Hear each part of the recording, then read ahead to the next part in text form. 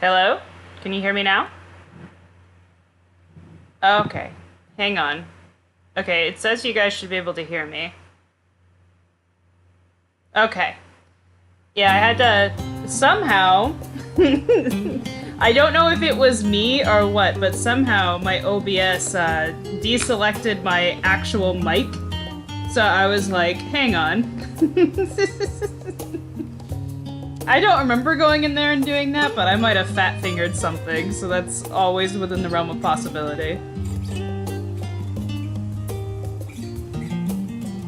I don't have a soprano voice. I have an alto voice.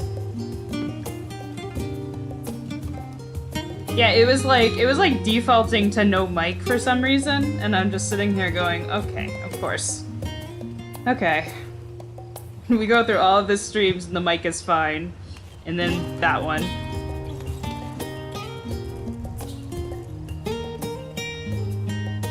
Audio, the streamer's greatest enemy. Yeah. Well, thankfully it got fixed really quickly. Yeah, I could see on OBS, like, there was no audio at all from my mic, and I was like, that's weird. That shouldn't be happening. Yeah, let me... Why are these all unlocked? I'm just gonna lock all those things right now so that they don't change. Okay, let's start. So everyone, like, well, not everyone, but a bunch of people pointed out there are 2 quests in Charlian I need to do.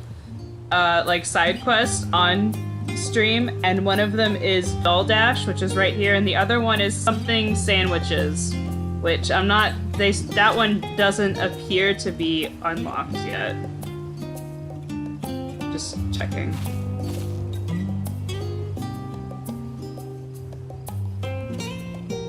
Yeah, so let's do Doll Dash right real quick.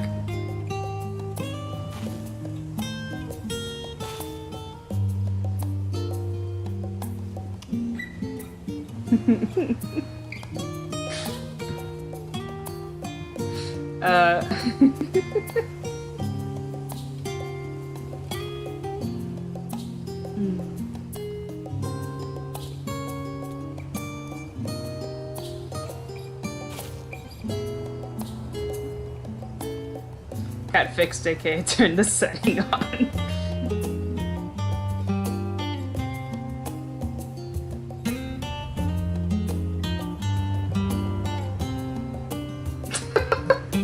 Or, you know, just give up. Aw, she's cute. I picked my minion for today's stream is Poor Arago, because when I thought about being annoyed at Charlian, which I'm very annoyed at Charlian, I'm like, I thought of Matoya, so that's why. Stream minion is Poor Arago.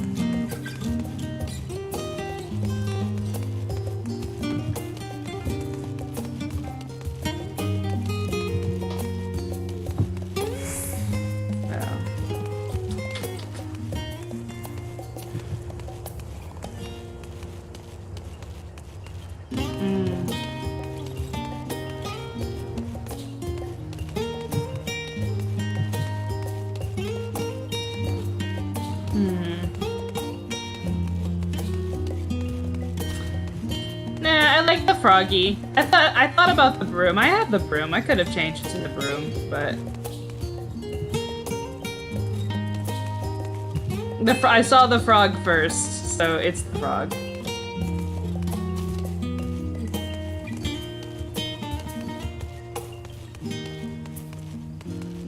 Did I really go all the way around when I could have just gone up?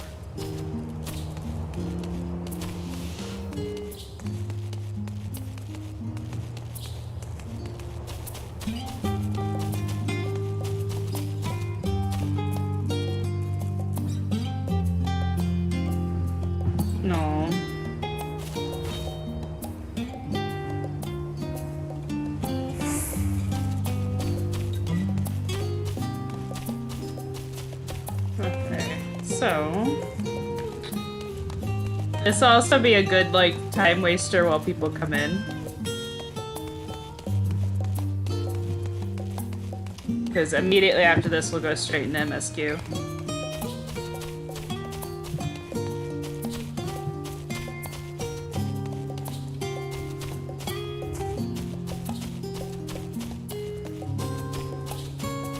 Okay.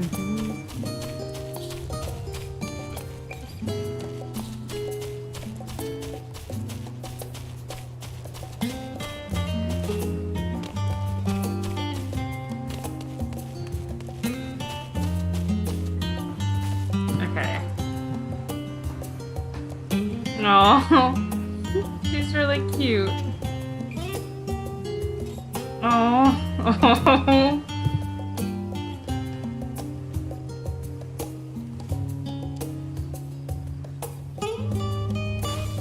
Oh no.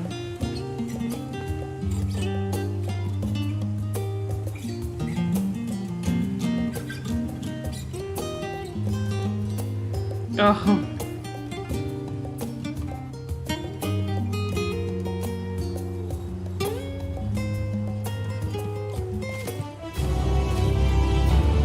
That was mean. Who suggested that? Who suggested I do that? Because I know who Big Mooney is.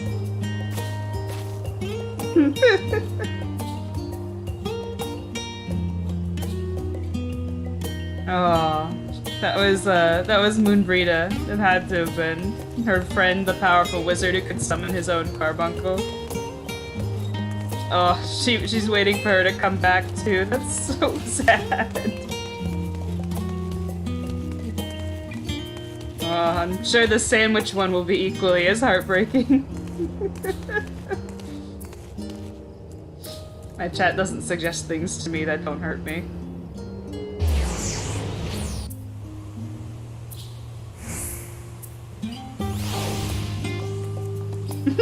To whoever said this should be done on stream, I have something very important to tell you. Fuck you for reminding me we couldn't save Yuri's tomboy girlfriend.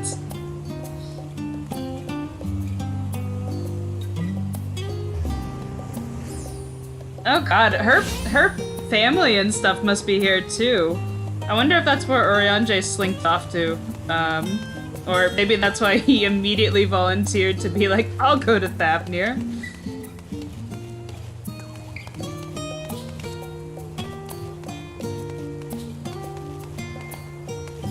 It feels like everyone except for maybe Y'shtola, Kryl, and Graha are like having are not enjoying their visit back to Sharlayan.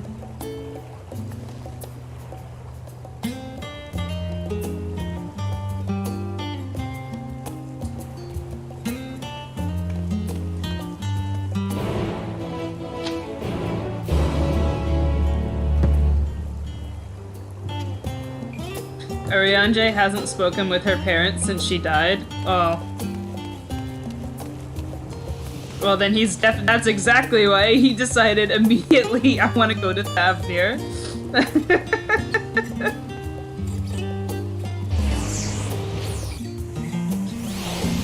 Like, I'm avoiding my my best friend's parents because he genuinely feels like that whole incident was his fault. Because he invited her there. So he's just feels guilty, man.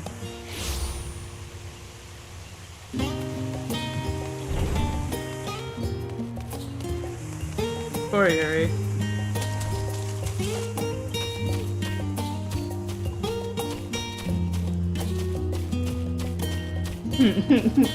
He clipped through those benches a 0 out of 10 shit game.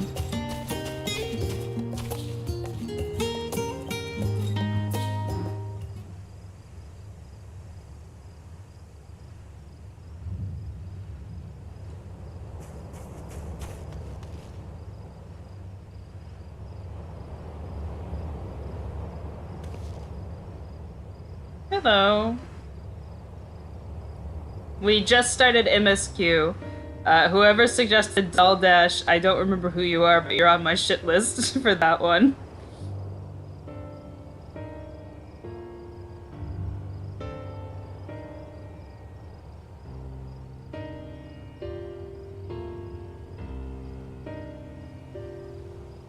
As a joke, you're not really on my shit list.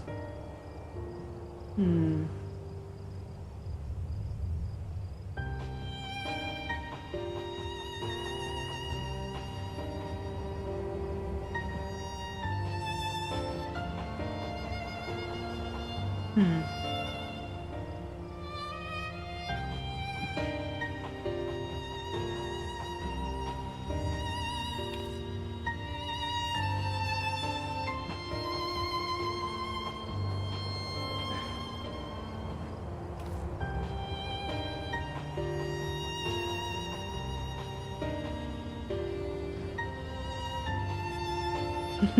No more book reading.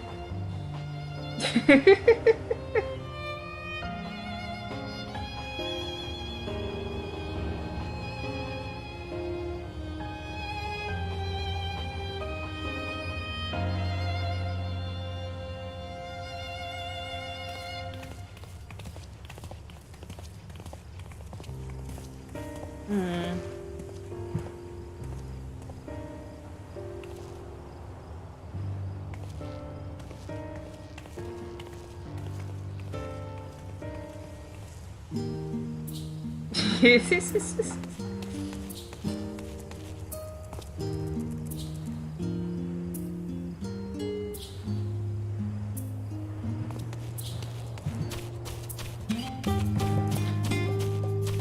I feel like Charlian has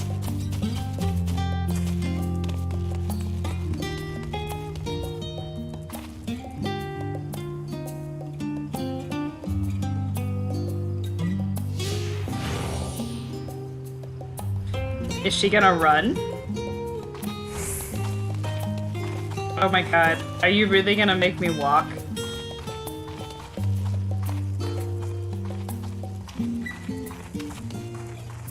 Okay, this is kind of annoying.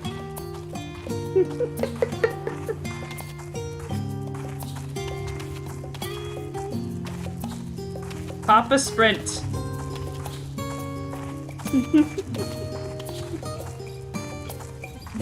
You are no in walking.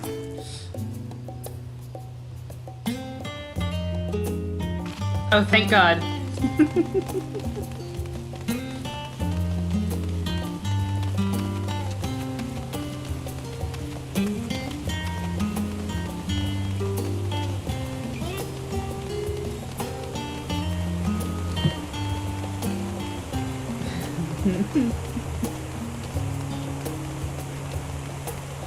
I want to see Alice say Papa sprint and then force me to Papa sprint. That would be funny.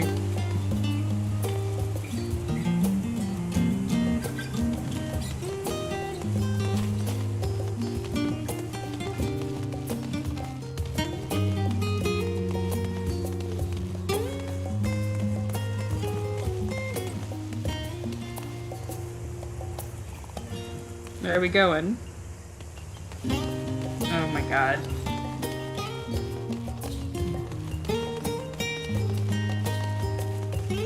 This is worse than the me walking around and explore mission.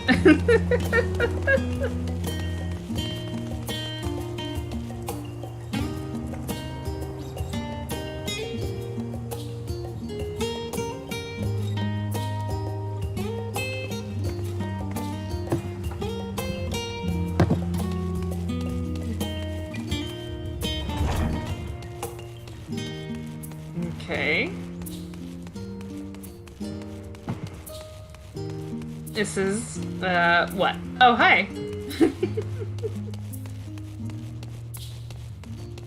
She heard I was talking shit. No, if she heard I was talking shit, she would have popped a sprint. And been like, oh, you really want to play that way?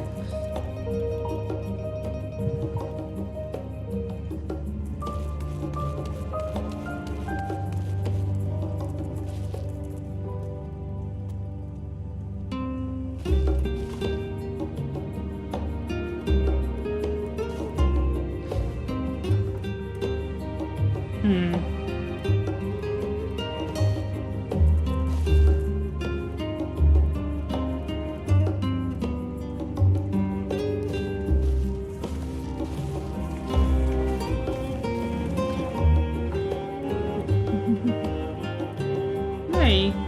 Hey, Carl.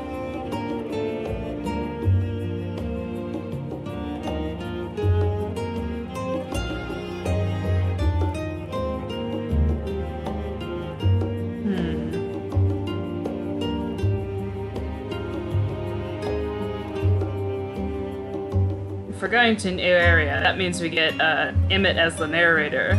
So.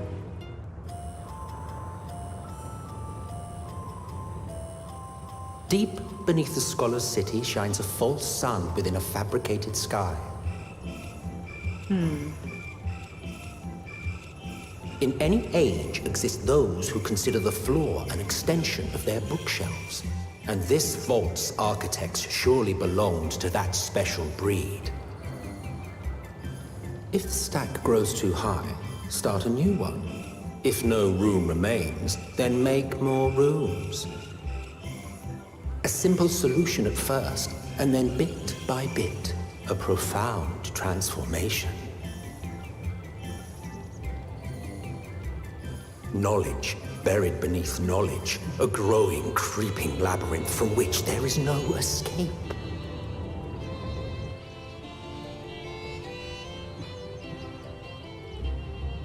This is pretty cool, actually. It's like having a nature preserve underneath your city.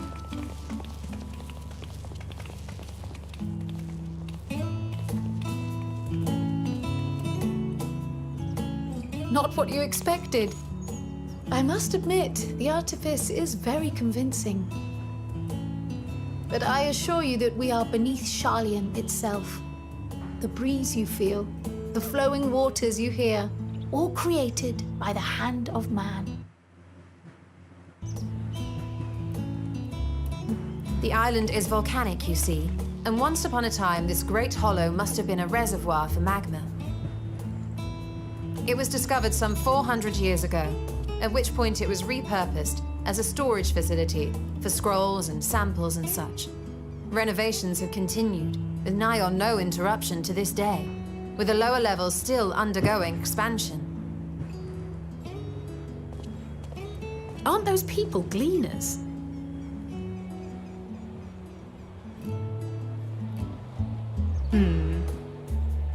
Aye, judging by their dress. They are said to work alone as a rule, but 'twould seem that rule is being enthusiastically broken today. It may be as you suspected, that they are engaged in a task apart from the norm.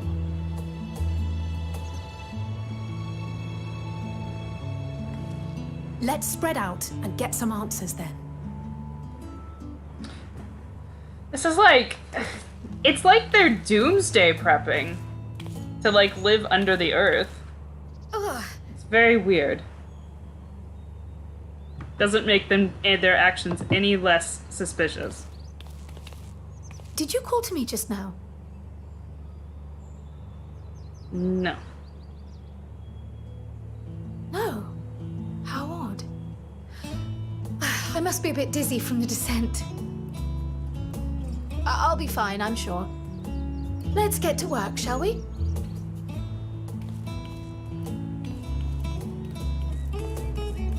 Gotta get a bunker ready. Suspicious of the forum, I don't know what you mean. Yeah. Gotta get a bunker ready for the final days. That's what it feels like. This feels like the ultimate, like, prepper, fantasy. You know, if you were able to make an artificial environment underneath the ground.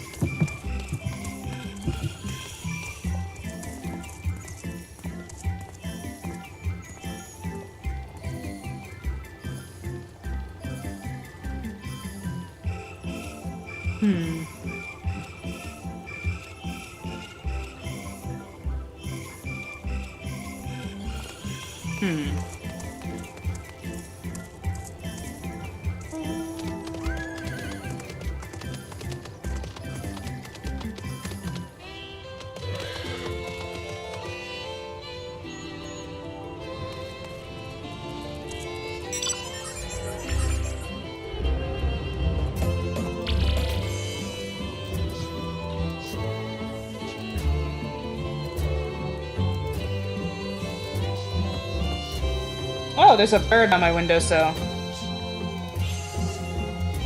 Okay. I just saw this, like, black thing off the side of, like, out of my peripheral vision. There was a crow looking in my window, and he just flew off, and I was like, okay, buddy.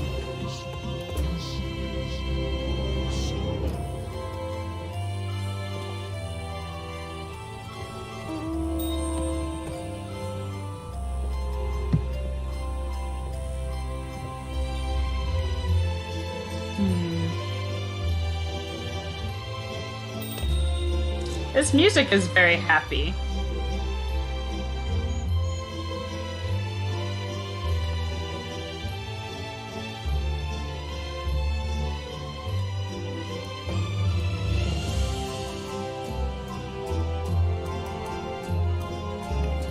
Okay.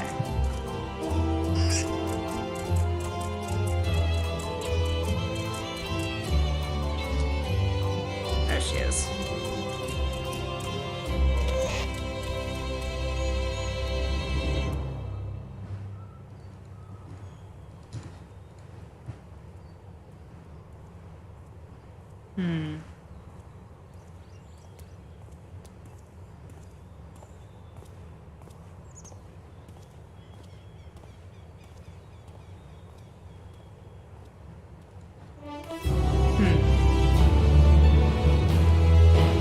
Yeah, they're definitely creating a doomsday bunker. This is more than just archiving.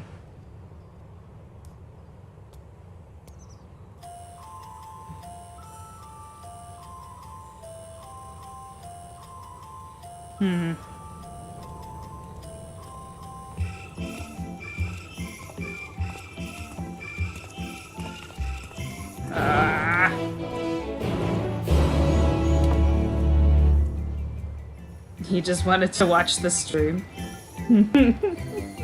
Honestly, I've got both of my cats right next to me. I'm surprised they did not see it. That would have made their absolute day. They love watching the birds. Because the way my bedroom works, my bed is right next. It's in a bay window, so you can see like multiple angles, and the birds always land on the roofs next door, and they love it. That would have made their day, but they didn't see the bird.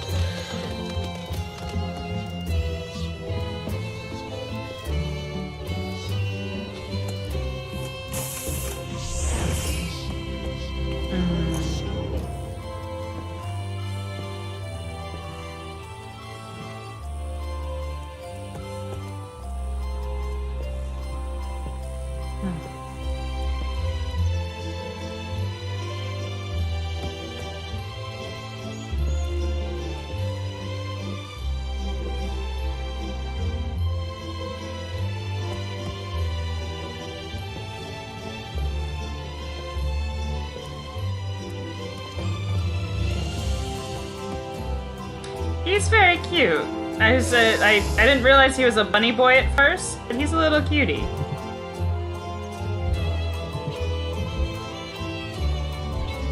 Yeah, bunny boys are so rare that when you see like 3 of them, you're like, oh, and when you see one, you're just like, oh, he's cute.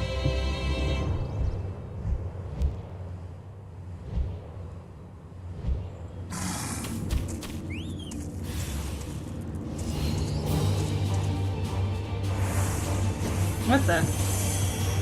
Wow.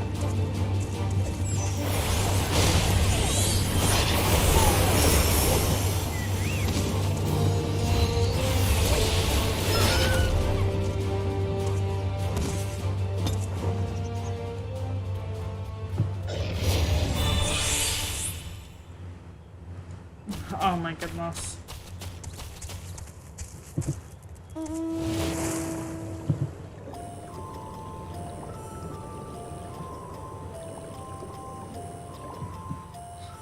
I mean, it's a marmot, so it's a little bit bigger than a mouse. I can understand.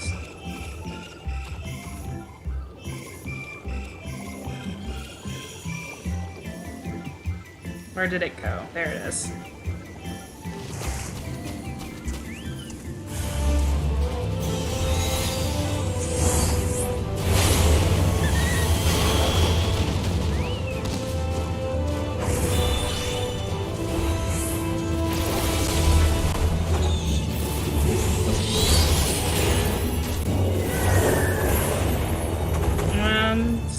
got a little bit of lag. Don't know what that's about.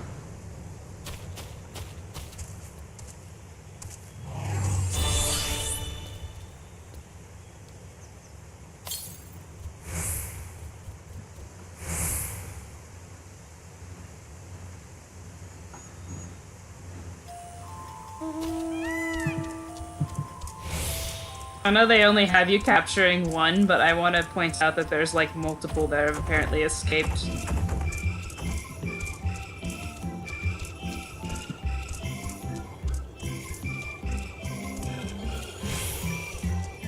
Where are you? Are you up there? Oh, that's annoying.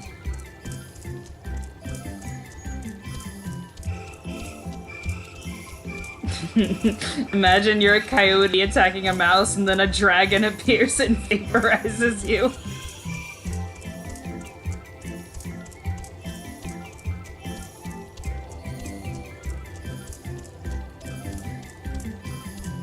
Let me capture you.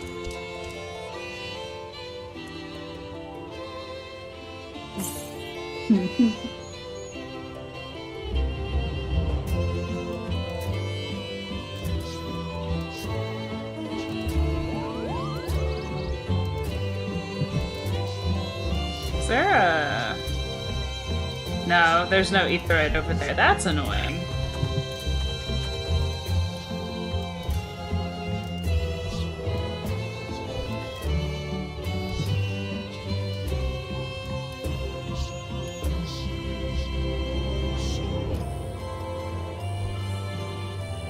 Oh god, this area is massive. Either this area is really big, or they finally stopped just putting 1 or 2 etherrites in places. But I can't figure out which one is is the case here.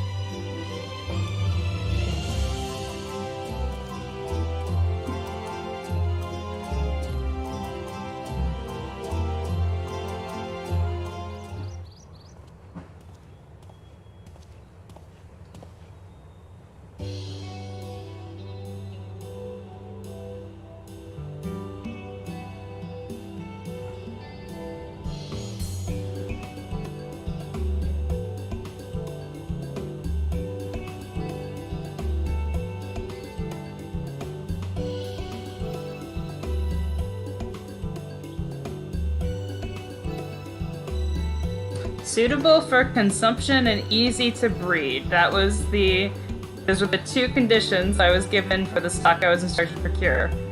Yeah, we're definitely making a disaster bunker.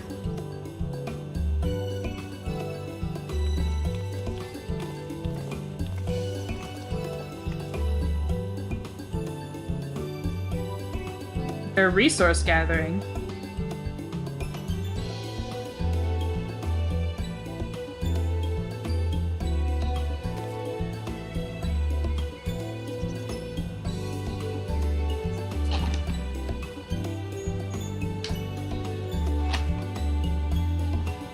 Yeah, the reasoning is they're doomsday prepping.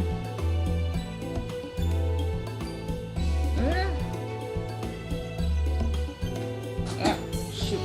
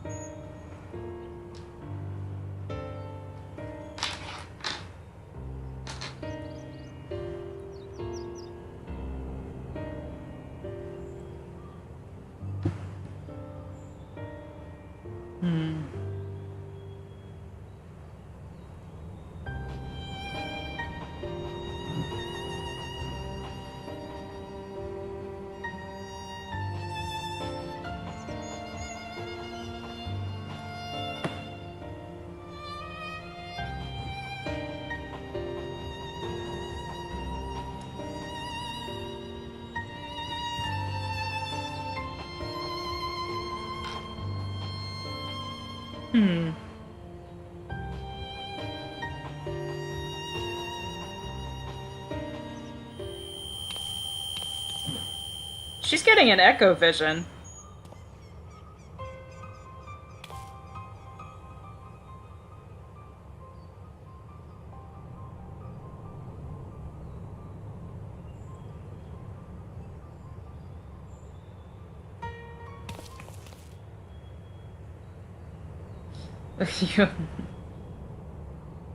Well, she's the only one of the rest of us here with the echo as well, so I feel like that's what it is.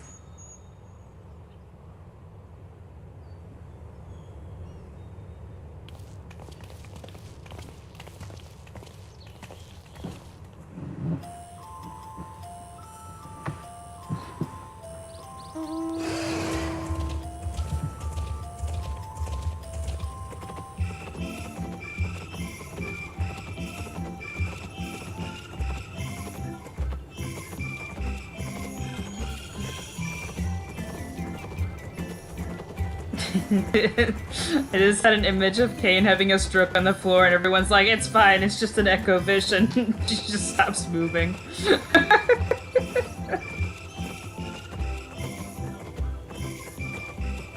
Yeah, you know, that would be kind of a problem, because holding your head and hunkering in pain is not always an echo vision.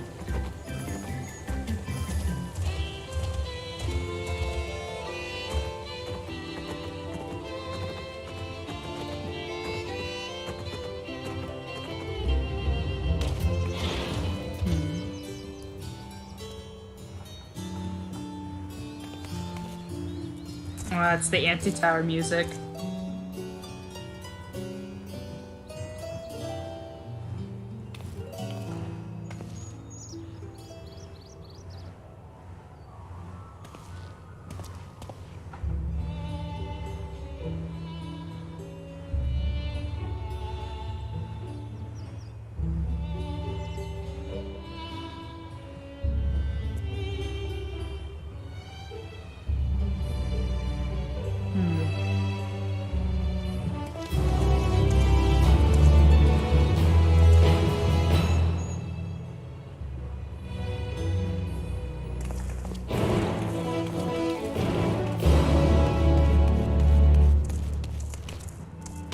So far, this has been going conveniently well, so I suspect they're gonna run into some bullshit briefly.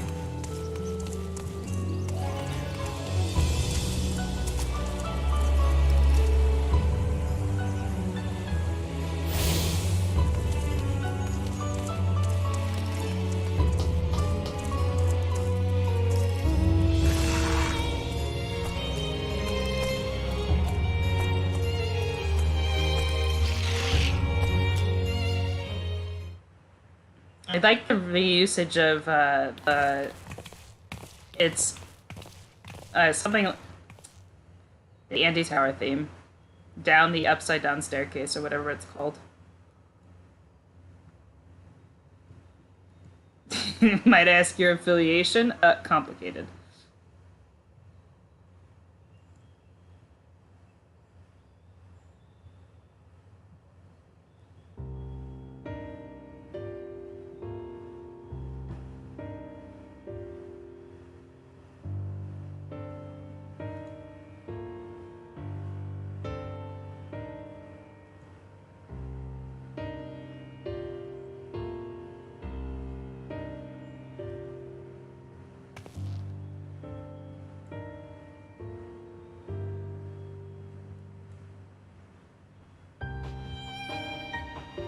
Aww.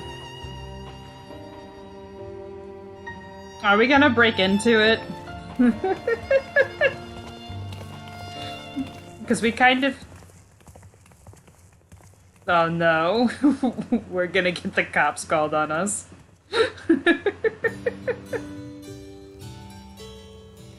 Down the upstairs, yes. Ocean's 14. Yeah, we're gonna... Oh, God. There's no way we're not gonna do something that's gonna get us in trouble.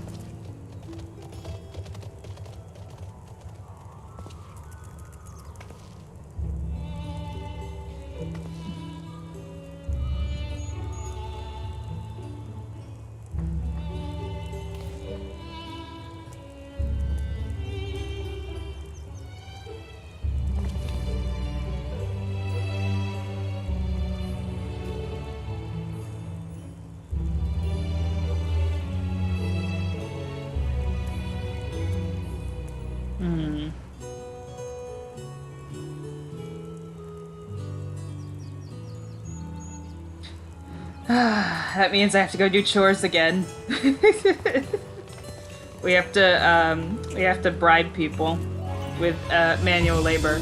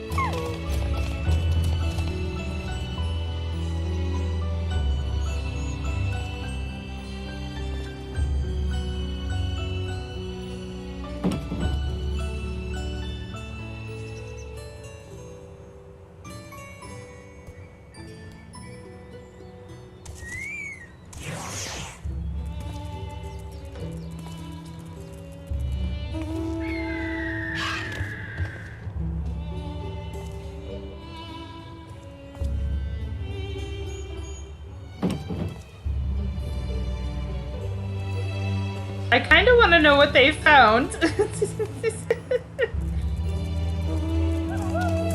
I feel like it must be something ridiculous. If Organelle didn't want us to get in trouble, he shouldn't have made this so much fun. Well, I just figure we're gonna do something sneaky, because we can't really brute force our way in this area anyway.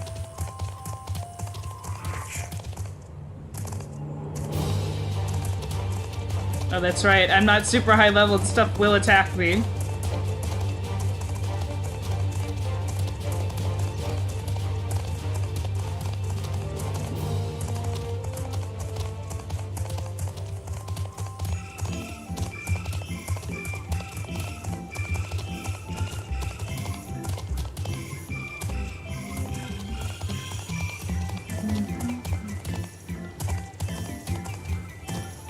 One second.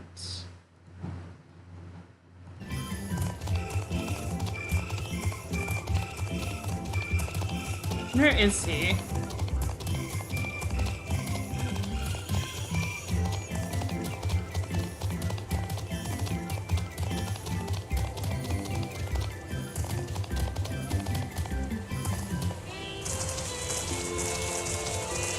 Oh my god, he's up there. There he is.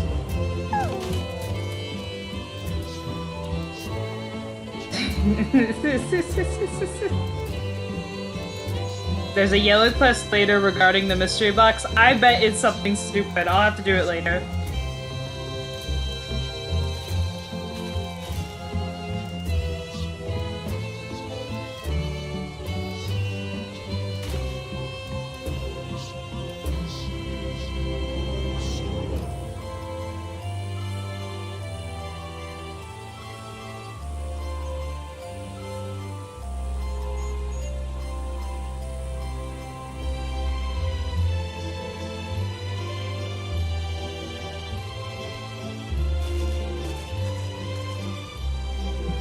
Oh my god. Can I just start hitting random things? I'll do that.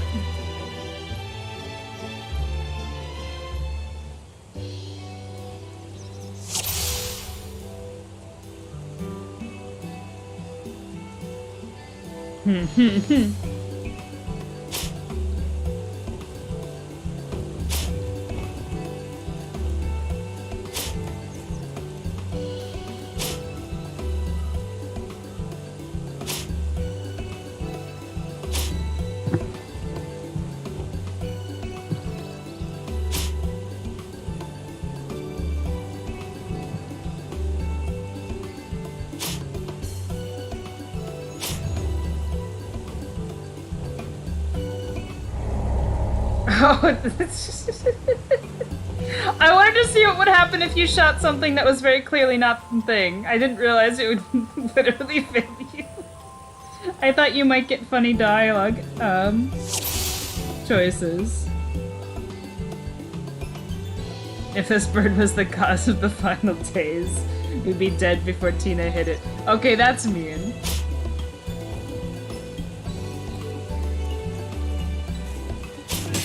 There we go. I don't know why that one was easier to hit than the actual one right in front of me.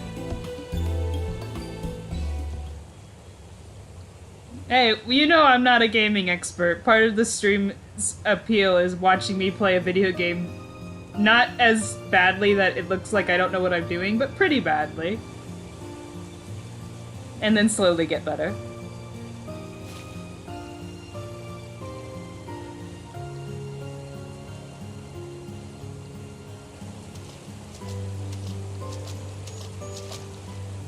A fair shot.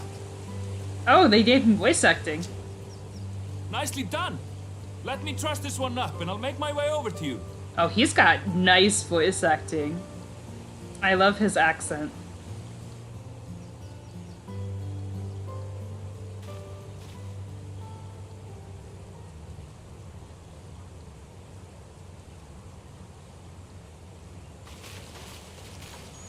There you are. Any new revelations? Yeah, the bunny boy has a nice voice. And we should let him talk more. So you met with that gleaner again, this time to capture a hornbill. I understand catching and bringing in creatures from the outside, but what's the point of chasing after ones already here? Oh, it's a simple thing, really. Occasionally, we remove specimens no longer needed for study, or those we've had difficulty raising. But we can't simply turn them loose. Safely returning such creatures to their native habitats is another facet of a gleaner's duties. But not in this case, I'm afraid. I've been asked to bring the bird below.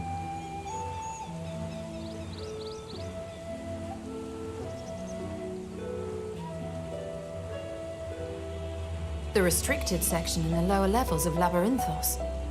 Open only to a select few researchers handpicked by the Forum. The projects down there are the subject of rumor and hearsay. Forbidden magics. Advanced technologies that can never be allowed to fall into outside hands. Even Archons are not privy to the truth. Sounds like some elegant nonsense is down there. Those who are, the researchers involved in this secretive work, are not permitted to walk freely in the city, and are instead required to live in isolated quarters. That sounds ridiculous, but okay. What could a facility subject to such strict security protocols possibly need with a hornbill? An experiment? Not everything bad is elegant. Most things are.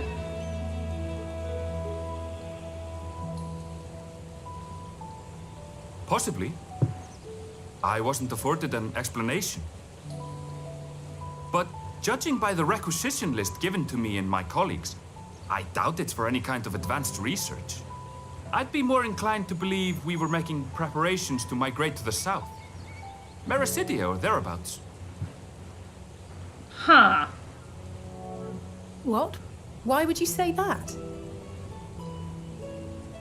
Much of the flora and fauna we were asked to procure could serve as reliable sources of sustenance. They're comparatively hardy species too, able to endure harsh climates. And among them are specimens known to be effective in improving soil quality and purifying water.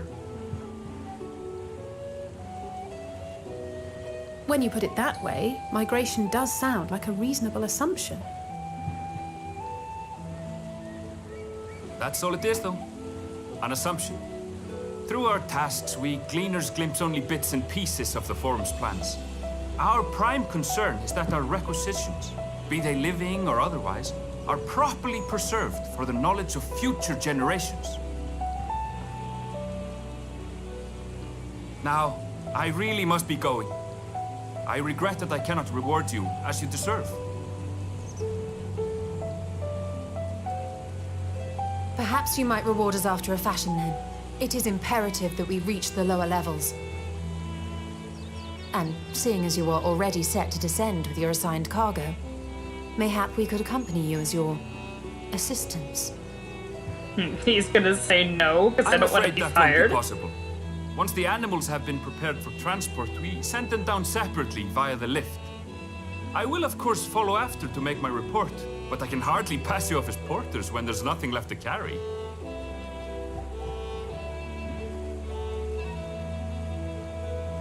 Indeed. Pray forget I said anything.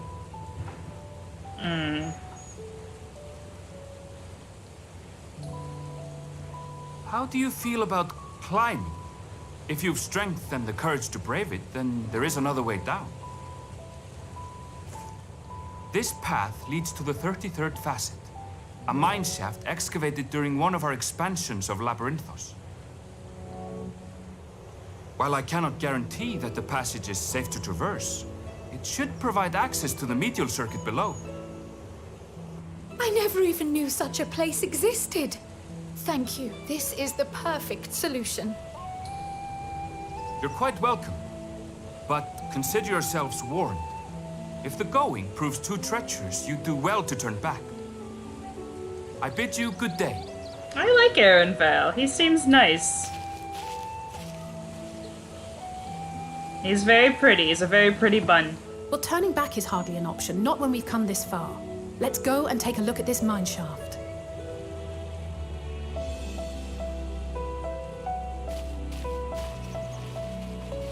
My theory is this really is like a doomsday bunker, and they think that whatever the final days is gonna happen, they're getting all these species so that they can go and fix the planet once whatever it is has passed. That's my theory right now, because it seems like that's what they're doing. But they're focused on collecting stuff, food and animals and plants for sustenance, and then things that could basically terraform the soil and the water, and clean the water. Plot twist, he's Xenos in disguise. No, he's got too many people skills to be Xenos.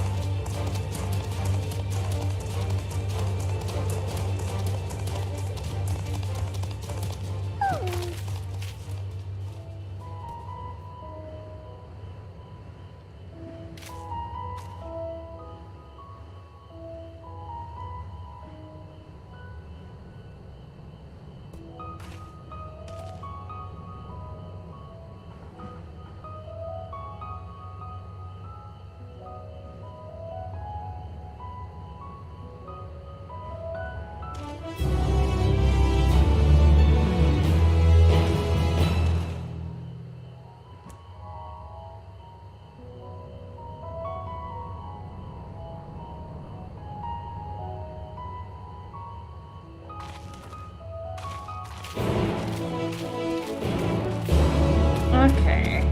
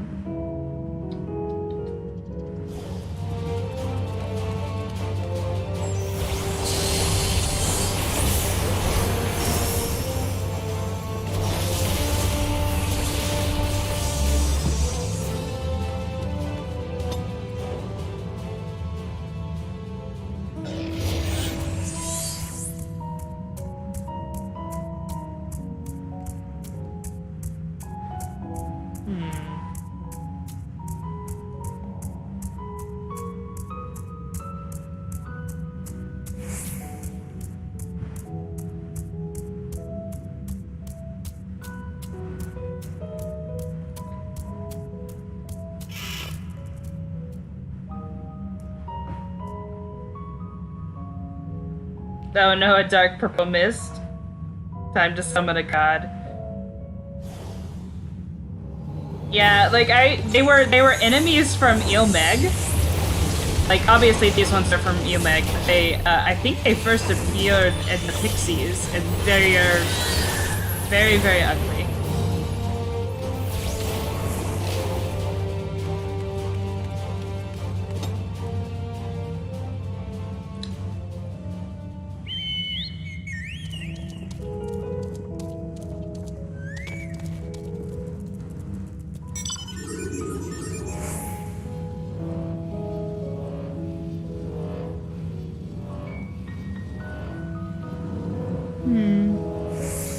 Hello.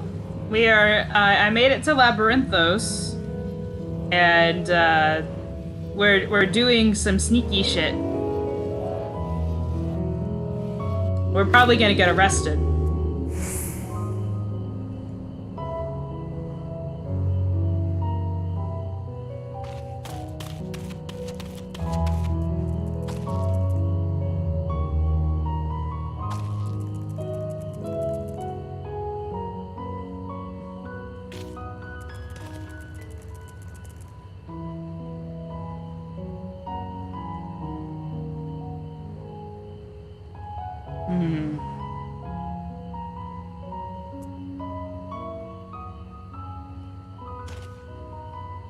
Let's see what we see.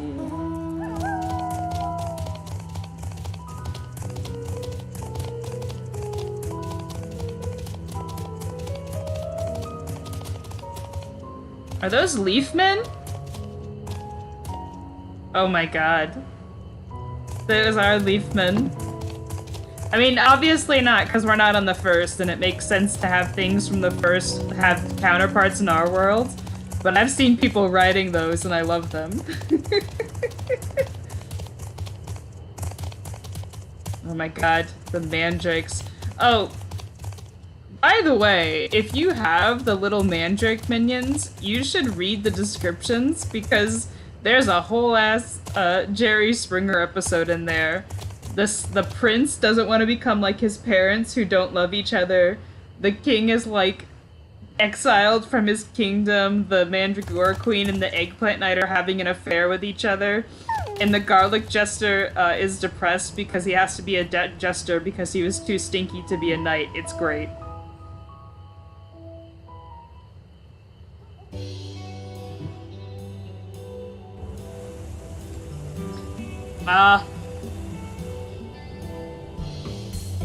I love the meme grapes. I miss the meme grapes.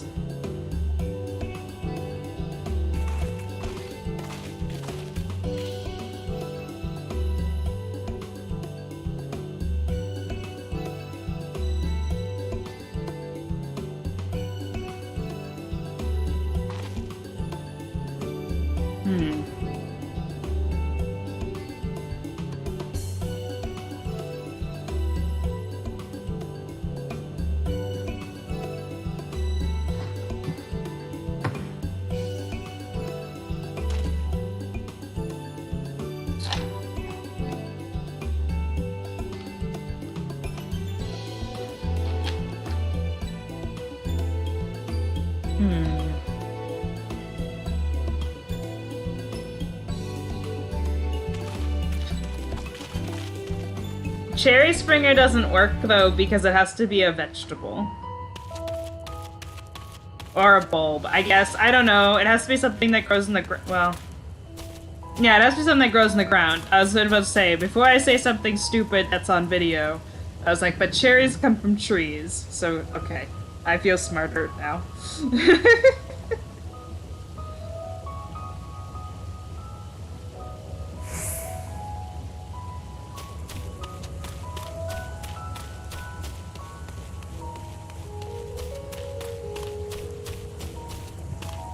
Tomato already has a minion.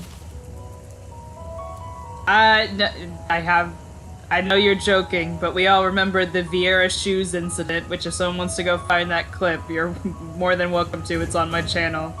But that's so far the only thing I regret saying out loud, seriously, on camera.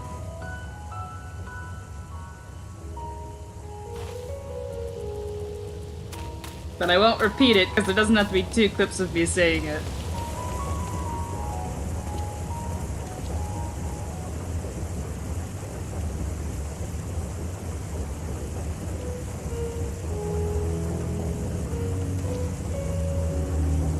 I'm not saying that word either, it's the shoe incident.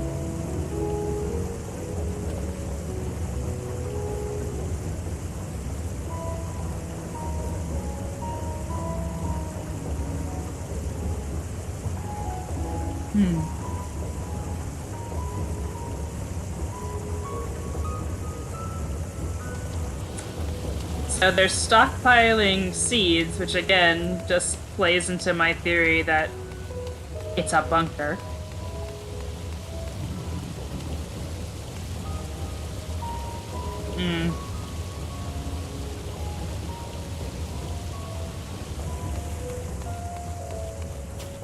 They're researching high-yield, easily cultivated plants.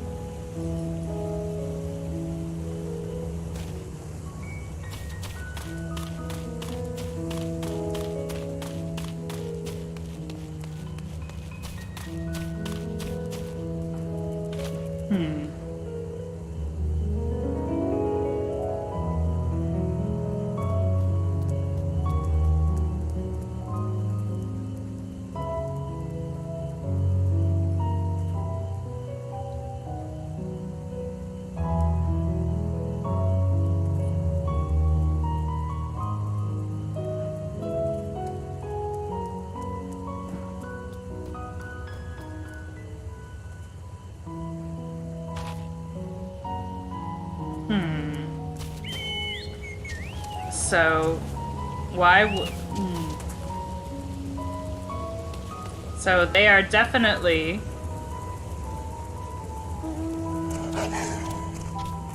They're literally stockpiling, like, what genuinely seems to be supplies for, like, repopulating the land. Or lasting out an apocalypse.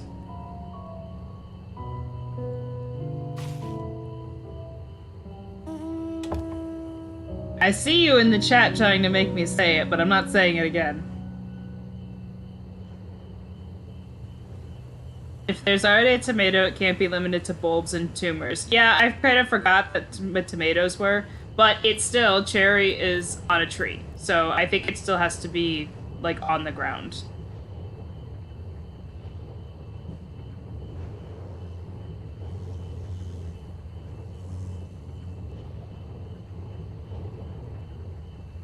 That's what I'm sticking to anyway.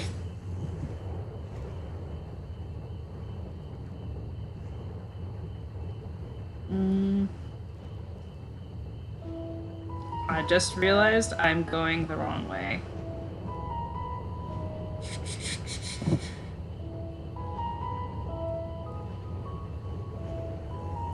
No, you can... I realize it's up the hill. I just realized I went the wrong way.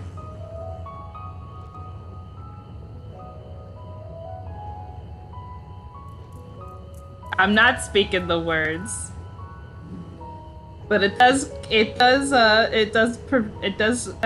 have a problem because you're talking about measuring things that is also a unit of measurement.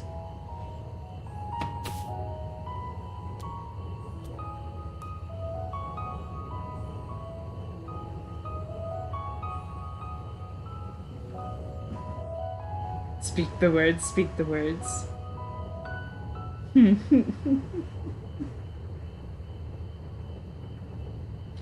Papato would be good. Yeah, there's not a Papato one. Those are pretty.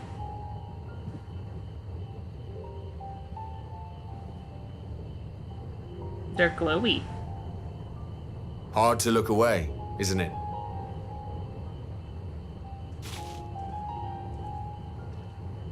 But they're more than pretty flowers.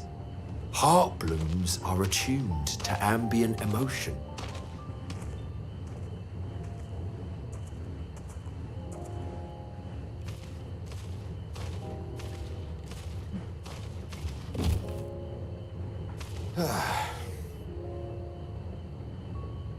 You don't seem convinced, but believe me, it's true.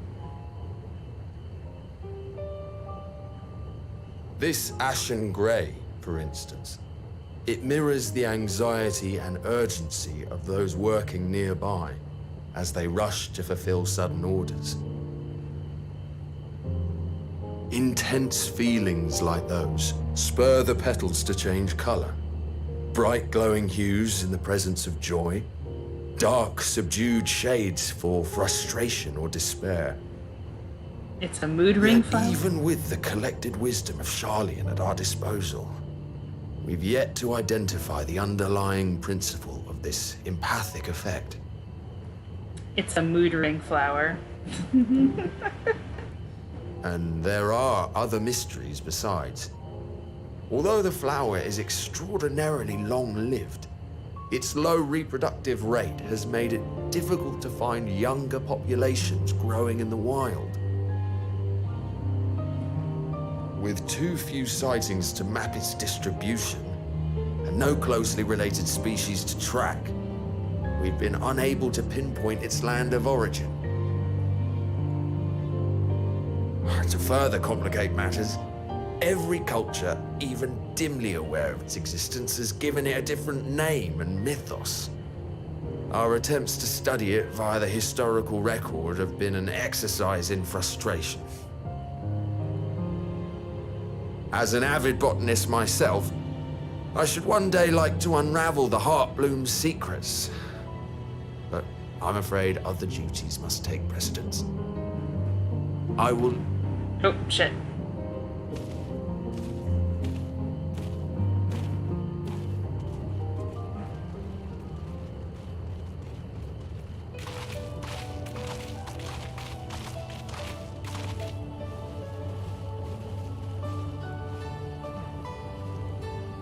Have you learned aught of interest?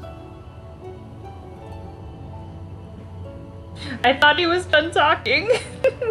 I wasn't paying attention to the words. We talked A about flower that flowers. reacts to one's feelings.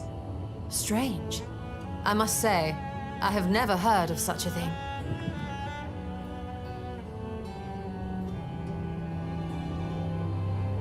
This is all very fascinating.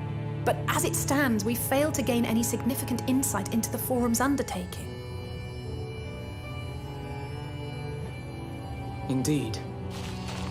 While there is certainly enough activity to support Erenville's supposition that a priority has been placed on improving food production, unfortunately for our investigation, these workers were never informed as to how their duties serve the master plan.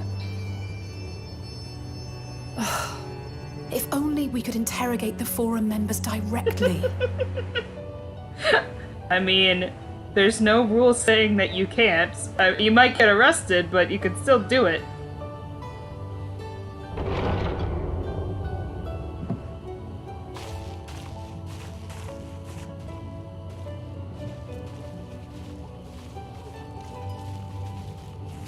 Isn't that the entrance to the Archaeum? We're gonna try to 007 it and break in. And we're probably immediately gonna get caught. Because I bet that's Look, the in-game there. area. I think that's Erenville. A little difficult to tell from here, but I think you're right. He did say he was coming down to make his report. Erenville receives his orders from the Forum. Would it not follow, then, that the superior to whom he reports is a Forum member? Or at least a close associate? Yestola has water familiars You need with to eavesdrop on their waterboards of people. conversation? What of the risks? Ours alone to bear. We won't interfere with Erenville's work, nor will he be implicated as an accomplice. If you're not comfortable taking part, I can do this alone. She could just lie and be like, I'm blind, I didn't know where I was going. I just got lost Nay. down here. I said myself that I wished to know Father's intentions. And no answers will be forthcoming should we simply ask nicely. We can apologize later, should it come to it. Right now, we need every crumb of information we can get our hands on. Consequences be damned.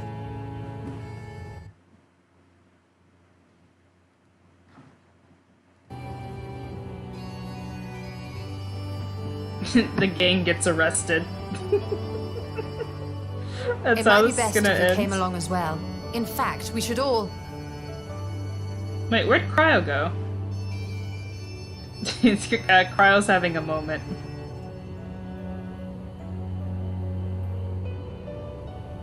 Cryo?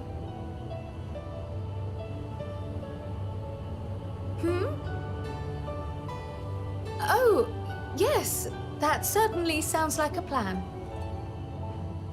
I'm glad you agree.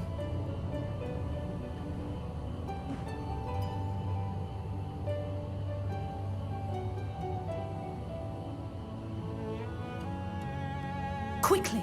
Erenville is on the move. We need to get closer before we lose him.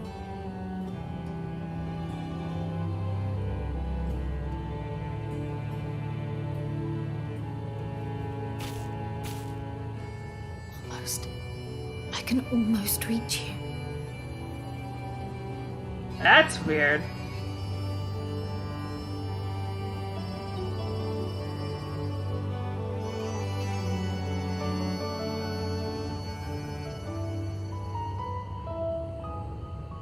Cryo was Xenos all along. I don't know what's going on with Cryo, but she's clearly having a moment with the flowers.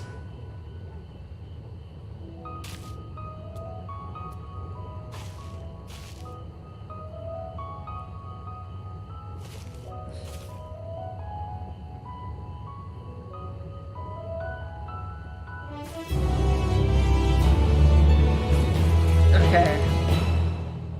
Excuse me.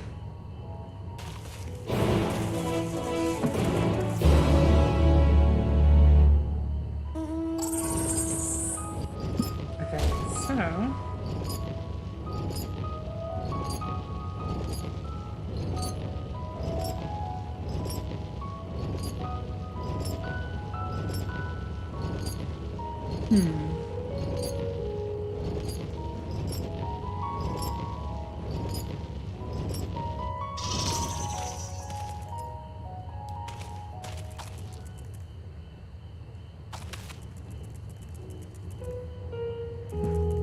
Cryo is having like a legit mental breakdown, and we're just like spying.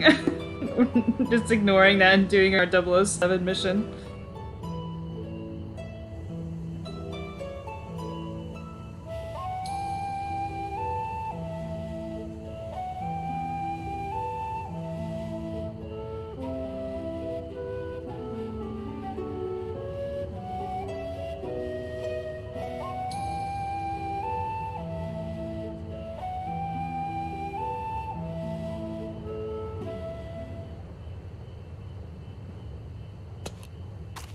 Oh my god. No.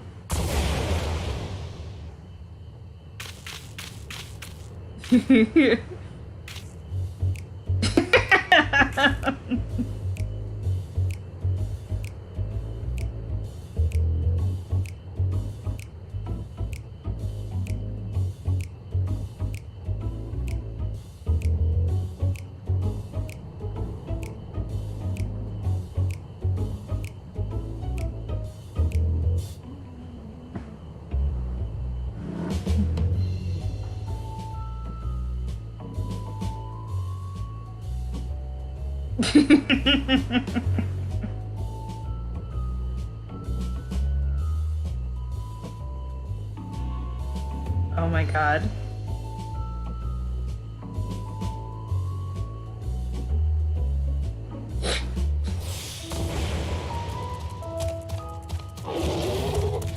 Wait, we can still talk to each other in this form?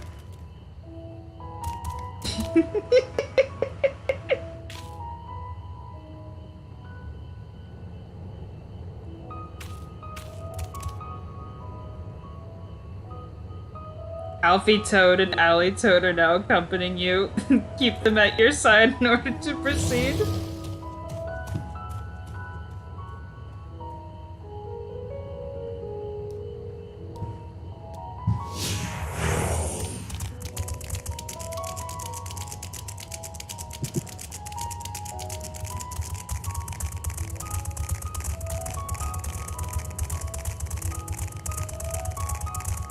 It's just really funny with the poor Arago minion.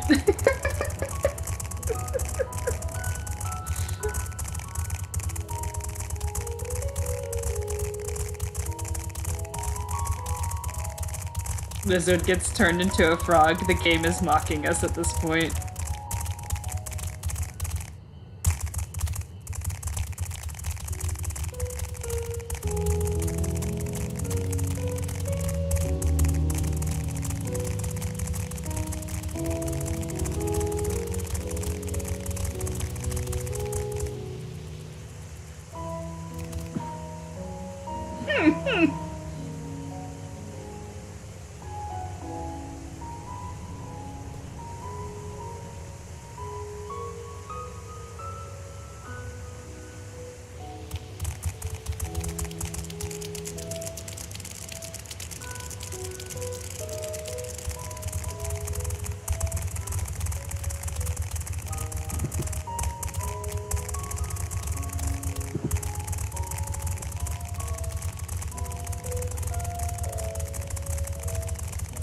Yeah, this doesn't look suspicious at all, by the way. A carbuncle, a Bororago,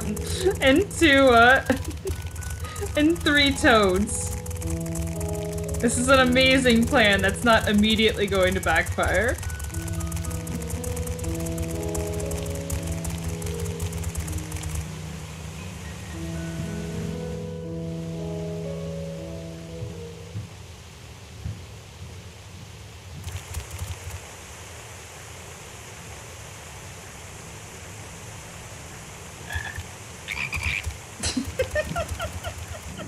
Hey look, your Warrior of Light got voice acting.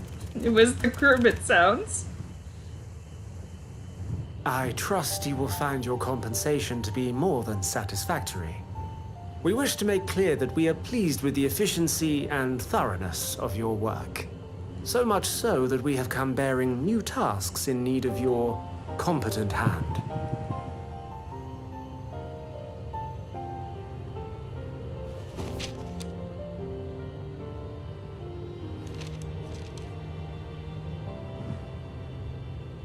Another lengthy list. Poor If I may Aaron speak frankly, the Gleaners have been pushed to the point of collapse by your unending demands. We are not familiars to be exploited. We are Sharlayan scholars, and we deserve an explanation for this unseemly treatment. What warrants such urgency?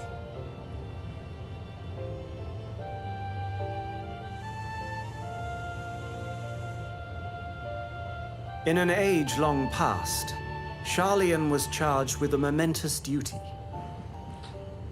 The forum hats are And now stupid. that word of the final days hangs heavy in the air, the time has come for us to fulfill that charge. So they are aware of the final I can days. say no more, but I promise you this.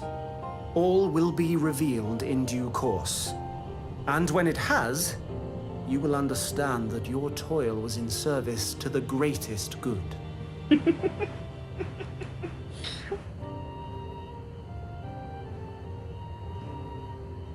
Then I will do your bidding. For now. But unless you wish the Gleaners to rise up in protest, I advise you to offer tangible improvements for our working conditions. Your promised revelation does nothing to address present circumstances. A fair point. Your concerns will be conveyed to the forum. The Gleaners need a union.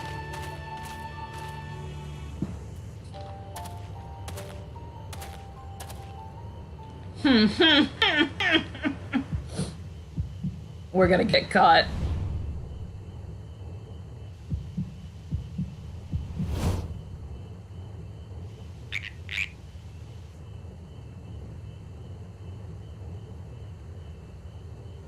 I hope that was informative. You may consider my debt to you repaid in full. Aww. While I do have my reservations about the Forum, I want to believe that they have our best interests at heart. Which is why I'm reassured that you're busy sniffing out the truth of things. We can ill afford to place all our eggs in one basket. this master plan of theirs without first understanding the risks involved. He's a good boy.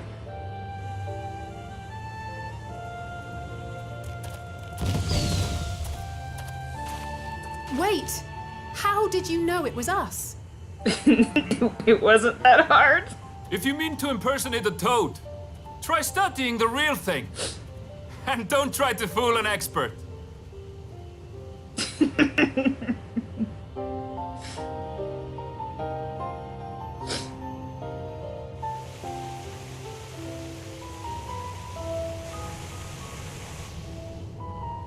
You guys were the worst frogs I've ever seen.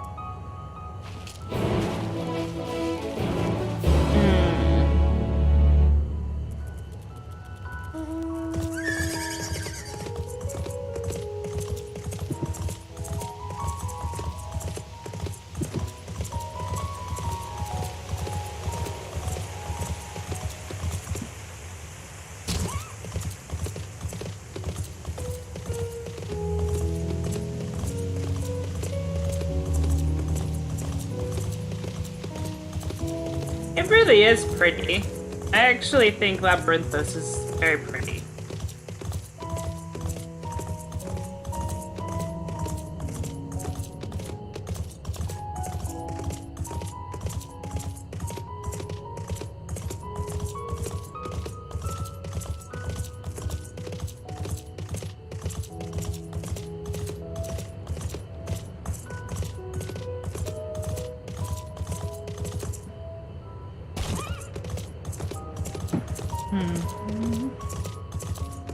Our man really looked at 3 toads and said they aren't acting toady enough.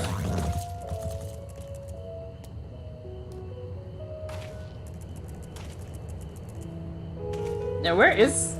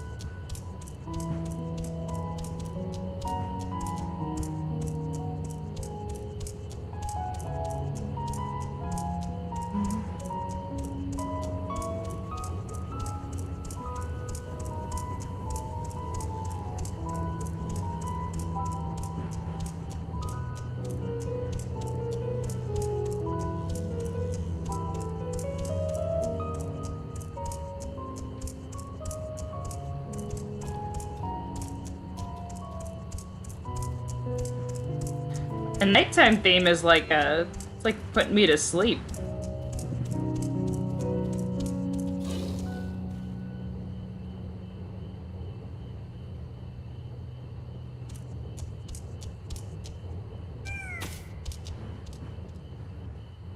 Kyle is like on top of these flowers, man.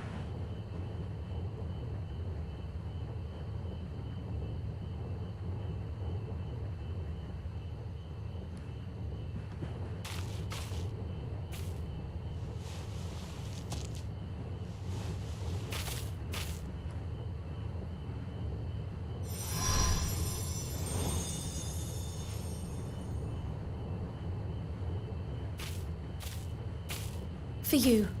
The spell will keep it from wilting. She said you would need it for the journey ahead.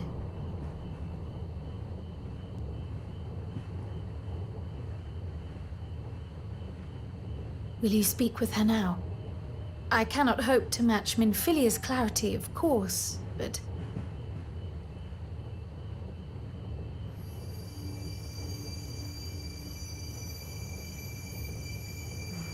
Mood ring acquired. Thank you. Do not worry. She has lent me her body for only a moment. Just as I could not save the first from the flood of light, it has become arduous for me to interact with the physical world without assistance. Though I might converse with you for a time, the incorporeal form I assumed on the ship would be incapable of casting even the simplest enchantment. It is in the depths of the ethereal sea, the place to which all life returns, where my influence is greatest. After Minfilia's sacrifice on the first, it was to the sea, here in the source, where I ferried her soul. I wished that gentle spirit to find rest in the world she loved so well.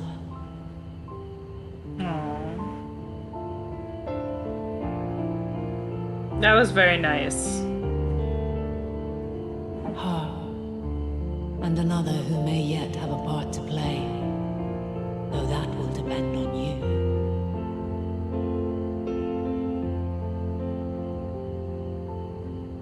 Who would that be?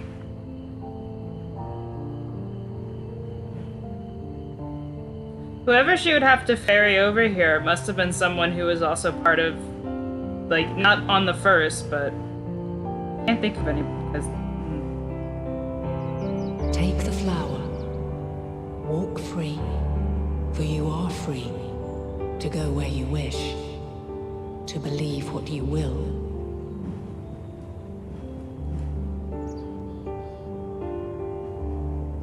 That blue will be your guide, test and proof of your conviction.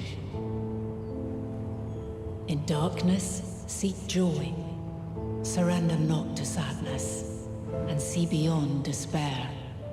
Walk free, and bear the light for others to follow.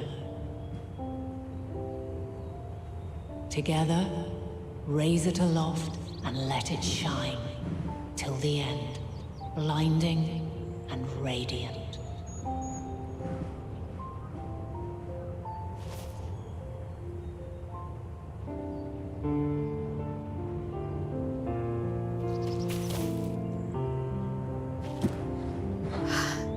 That was all too brief.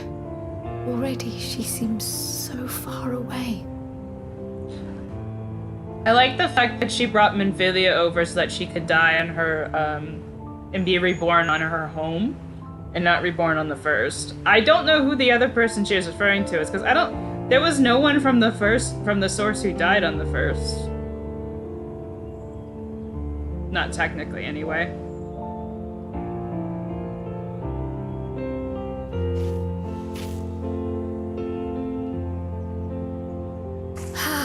My apologies if I startled you.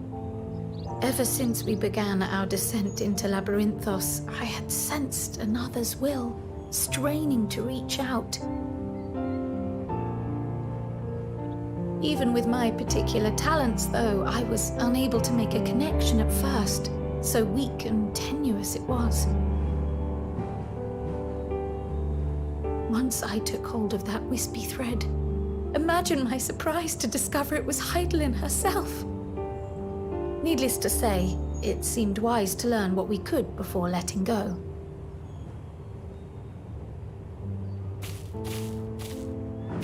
Her answers were more cryptic than I would have liked, but at least she left us with a guide of sorts, that unusual flower.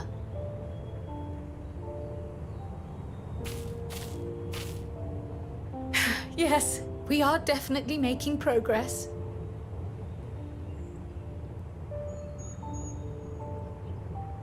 can't be serious. We've done nothing wrong. Nope, we're getting arrested. Immediately. The only other person that... I mean, technically, I guess... Do the Ascians count as if they die? I mean, I guess they'd go to the ethereal stream, wouldn't they? It's the only people from the first that I could think of is Elidibus and Emmett. But Elidibus, I figured, is absorbed into the Crystal Tower somehow, like La Habrea is. So they really would just leave Emmett.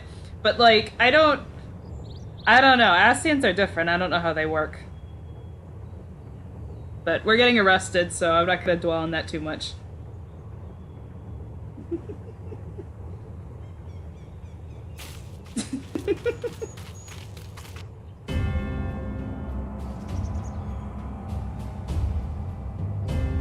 Now we are being arrested.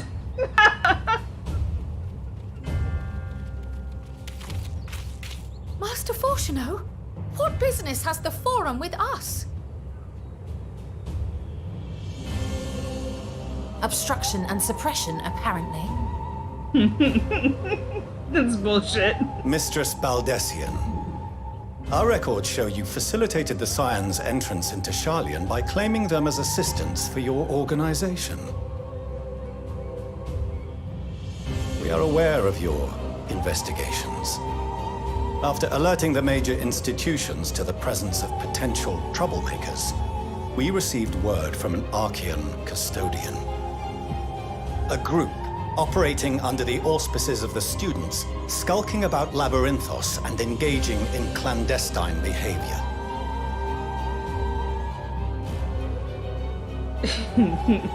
Clandestine? We may not have entered Sharlayan as Scions, but we did naught to conceal our identities. This is such bullshit because the only people that don't actually live here are actually like citizens here are me and Estinian. So like technically they should be able to come and go as they please. Our only purpose in this city is to seek the truth. I can think of no reason why our actions should warrant the Forum's intervention. Why should you be allowed here? I fucking live here. It is not our way to discourage the pursuit of knowledge. But the timing of such pursuits must be considered, not to mention their potential impact. With the world in chaos, we, the true caretakers of wisdom, have committed ourselves to an undertaking that demands the utmost discretion. And we will not risk its success by turning a blind eye to disruptive foreign elements in our midst. How are they foreign? They're citizens. What, then, is to be our fate? Will you put us on a ship back to Eorzea? The Forum will convene to examine your case. The results of said inquiry will determine your future in this city. As for your absent companion, he has already been detained. They put Graha in jail. Graha! But why? Is reading a crime now, too? Reading is encouraged, celebrated even. Not, however, of the volumes shelved in the restricted section of the library.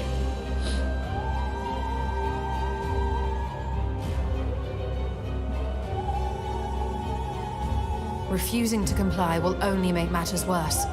Let us instead treat this as an opportunity to open a dialogue with the Forum.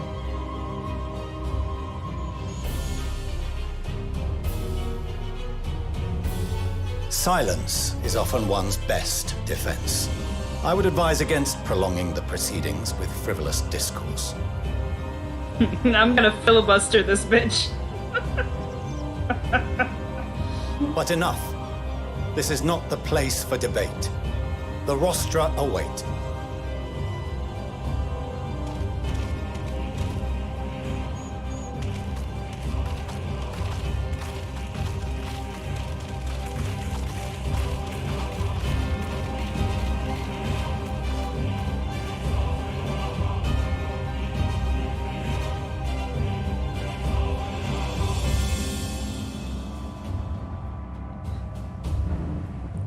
He didn't...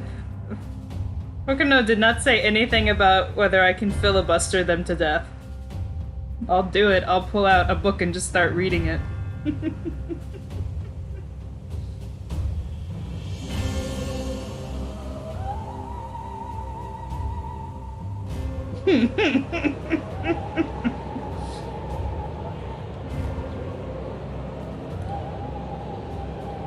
They put a gap in the tables that was not there in the trailer.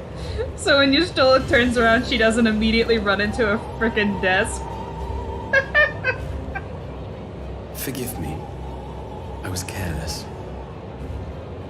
We would have been detained regardless. This way, at least, we managed to stay together.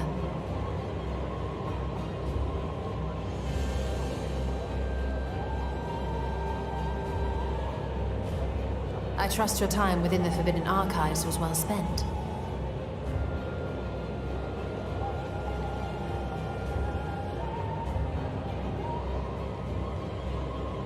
The forum will come to order. This inquiry is now in session. As Speaker-elect, I will be presiding over the day's proceedings.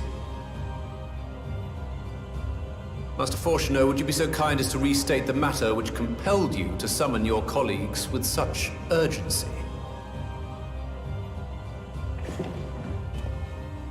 As you are all aware, we recently denied Eorzea's request for Sharlayan assistance.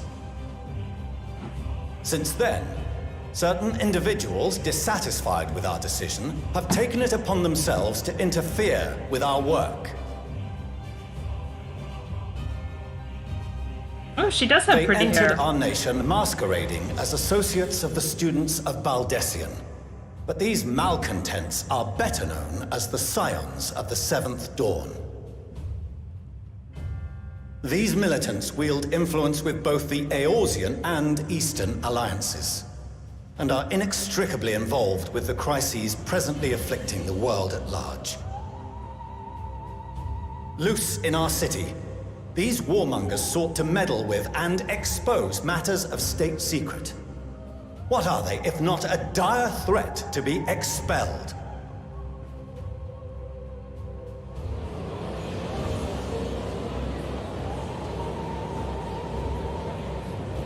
You have tarnished the good name of the students. Galuf would be ashamed.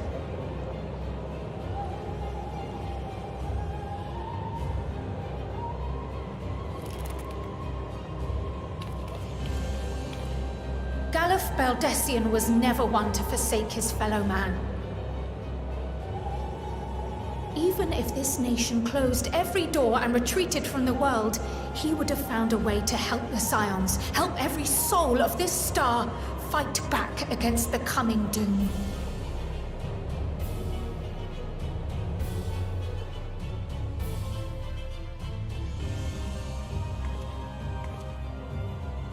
A terrible enemy stands poised to lay waste to all we hold dear. In the face of such madness, Eorzea reached out to Sharlayan, a respected ally, in the hopes of forming a united front. Was your curt dismissal truly the best you could offer? Or are you so preoccupied with your momentous duty of an age-long past that even the end of the world is unworthy of your attention?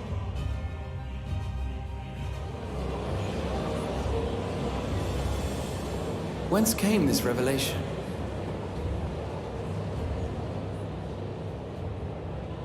From the mouth of a forum member within fortuitous earshot. Then it seems your findings support my own.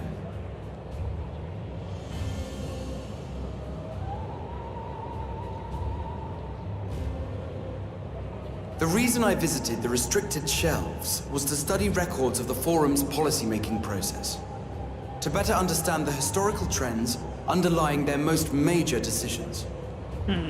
At first glance, the positions of neutrality in war and the accumulation of knowledge above all else appear constant and consistent, the unchanging pillars of Sharlayan society. And once upon a time, I might have left it at that. These days, however, I am more attuned to the subtleties of governance, and so I noticed something odd. Oh.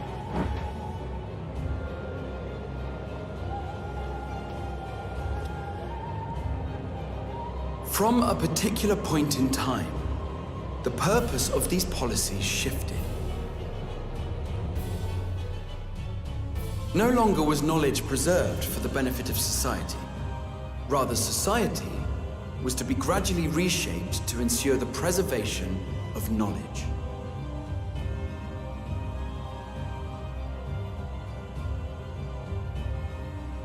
The most conspicuous and telling change was the one which befell Labyrinthos. Once little more than an oversized storehouse, an enormous allocation of funds saw it transformed into an advanced research and archival facility. I also discovered a fascinating account on the finances of our Dravanian colony. The settlement attracted students from far and wide, and the connections and tuition fees thus acquired were funneled into further improvements for the archives. Now, there is no question that our nation's progress is tied to the acquisition of wisdom. Nevertheless, the vast resources diverted for this purpose borders on the obscene. But returning to the matter of when, our change in course appears to have been made some 270 years ago. The very same period when Sharlayan scholars in the hinterlands began a formal study of the ethereal sea.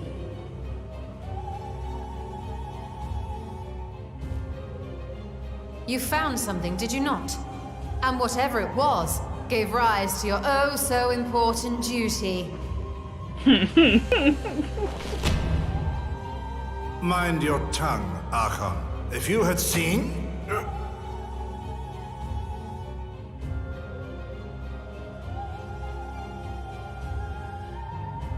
Yes, we are bound by a duty we cannot ignore. Knowing this, what would you have us do? Abandon our vital work and join you on the field of battle? Right now, one should eat a dick. We will never choose the way of the sword. We will fulfill our mission, not through strife and bloodshed, but survival.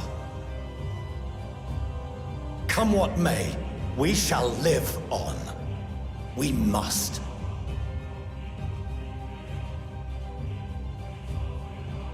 Do as you must, then. But we Scions will fight until the heavens fall, until our last breath.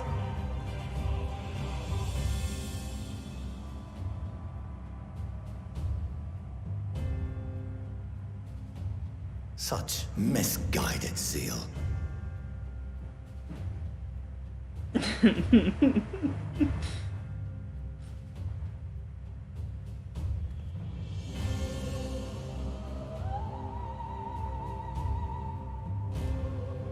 Father, Master Fortuno, I fail to understand the stance you have elected to take. But by the same token, I have yet to find a compelling argument to counter the challenge you put to us in Gridania. Still, in the midst of my uncertainty, I must trust in myself to do what is right, as others have chosen to trust in me.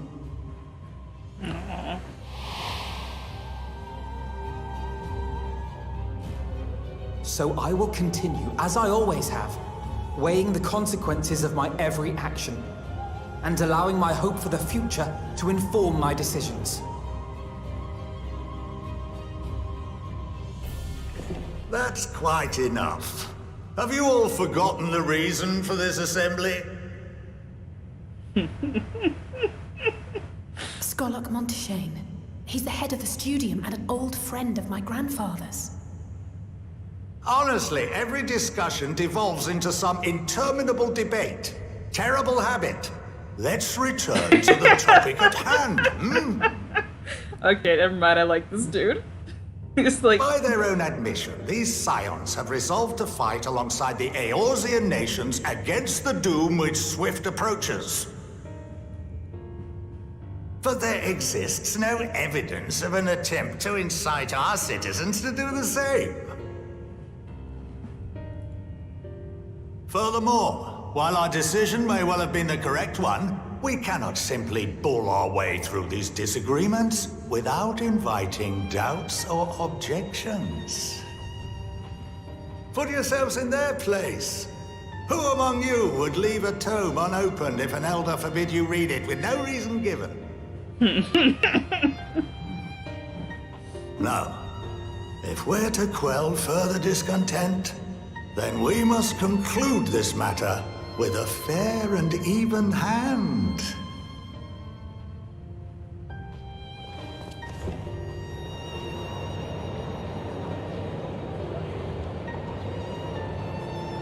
Order! We will have order! Master Montaigne raises some valid points. Keeping such concerns in mind, I propose we enforce the following measures. Until further notice, the students of Baldessian are to cease any and all activities within the domain of Sharlayan. You will also refrain from any further investigation into the Forum's decisions and duties. Failure to comply with these restrictions will result in the immediate expulsion of your Scion associates. Let us put this judgment to a vote. All in favor, raise your hand.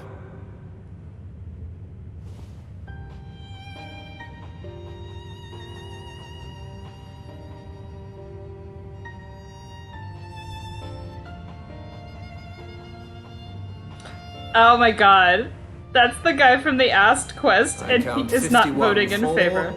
And 48 against. The proposal is passed. That motherfucker tried to kill us and now... Dick.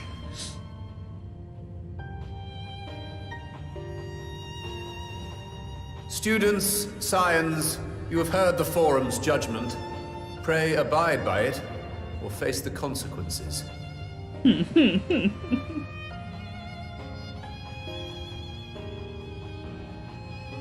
Honored members, I thank you for your time. This inquiry is concluded.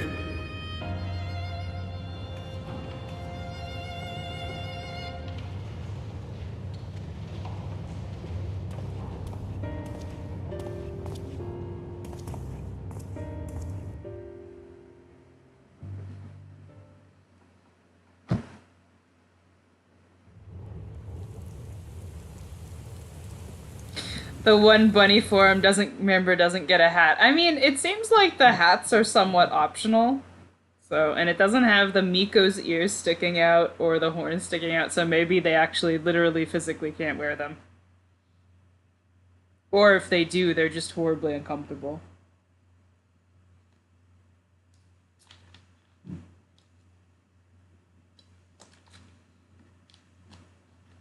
Fortunal really did call on the forum to discipline his children. Holy shit, it snows here?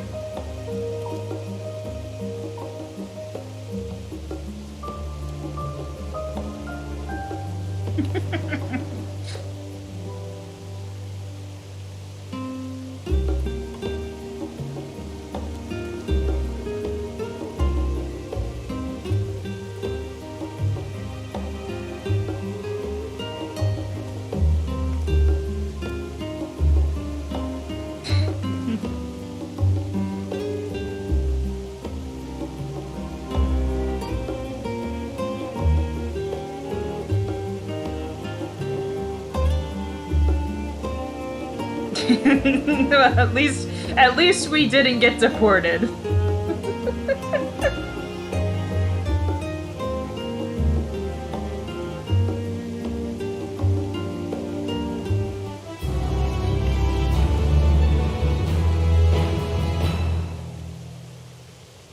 Yeah, I'm doing Sharlayan before Radzat-Han, but we'll get to Radzat-Han today. I'm gonna go for another 2 hours, and I think we're wrapping up this branch.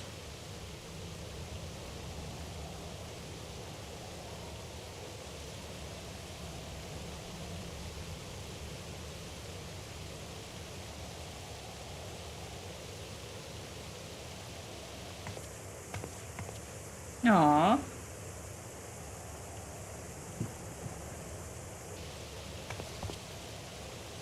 Aww.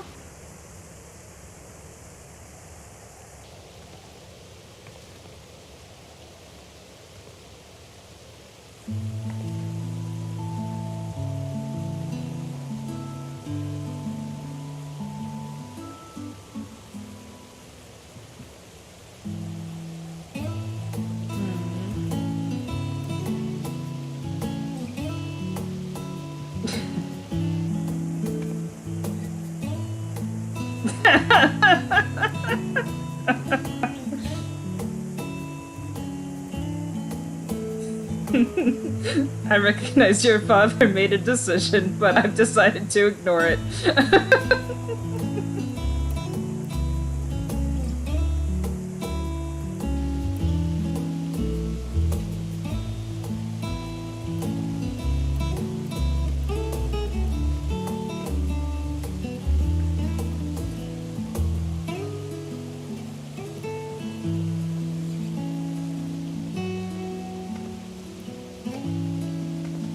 Oh my god.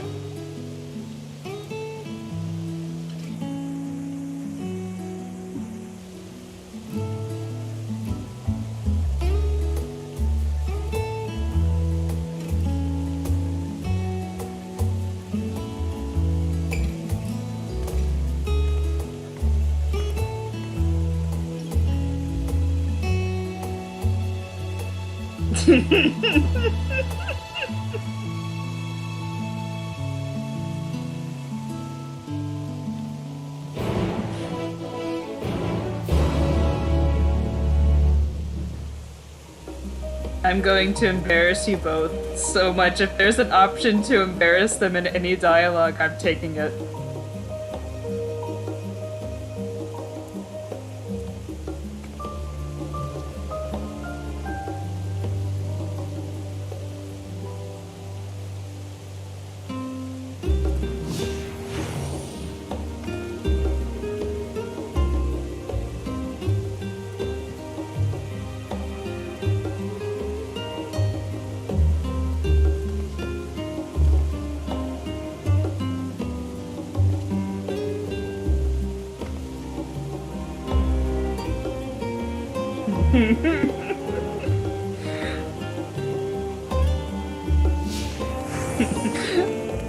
I want to know what Alice has in her room that she does not want.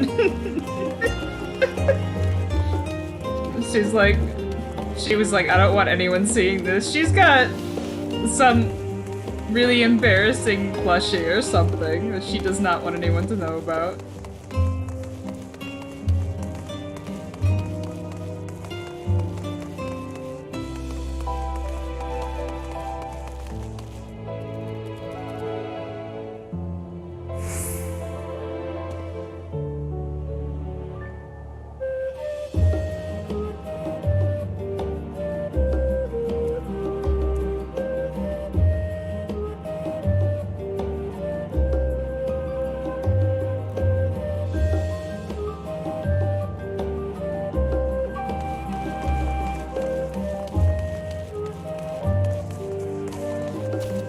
So did she say she fell off the bridge, or was she just like leaning over the railing? Because that would explain the panic.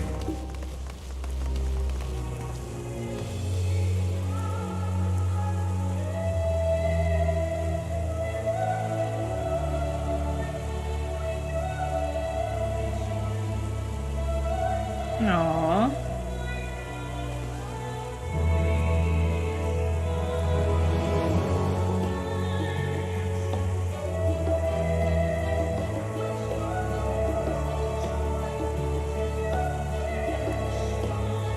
Oh,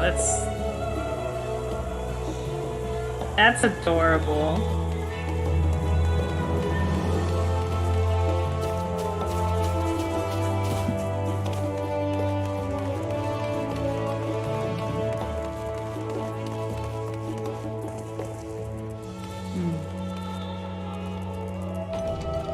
Yeah.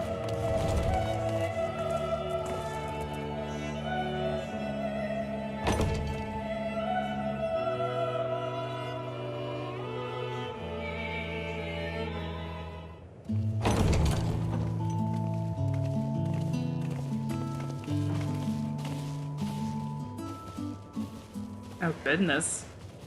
Welcome home, my lady.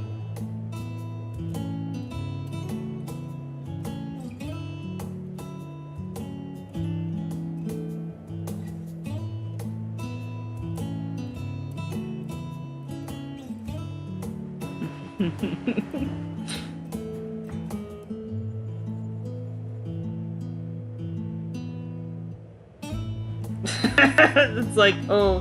What? What are you gawping at? Y'all are rich.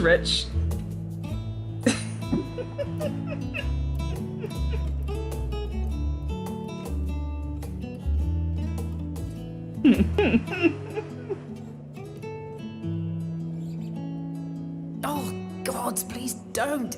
It makes me feel like a spoiled princess.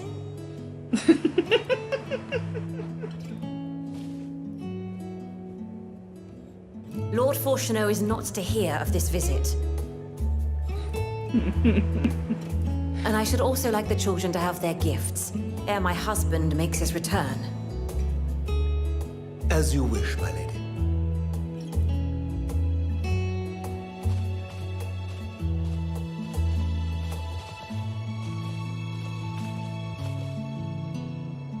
Master Alphino, Mistress Alice, if you'd accompany me upstairs. We shan't be long.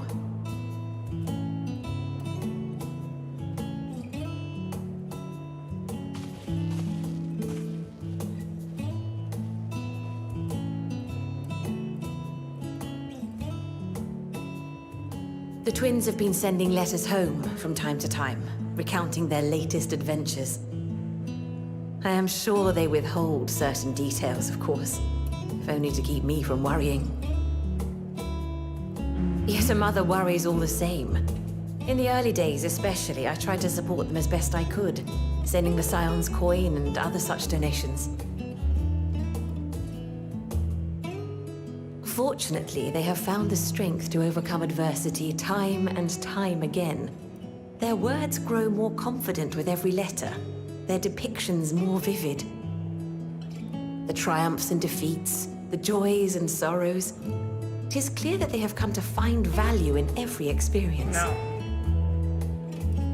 But of those they treasure most, it would seem that meeting you might be the most impactful.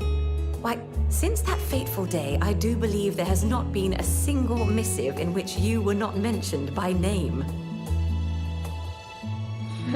Hang on, has she been the Scion's benefactor this entire time? That would explain a lot.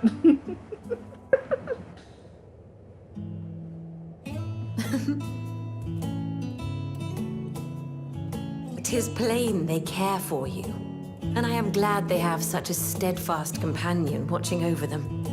Yeah, the only thing that's holding up to me is how much she did it, because I'm like, there's no way her husband would have been okay with it. Unless she, like, money laundered it.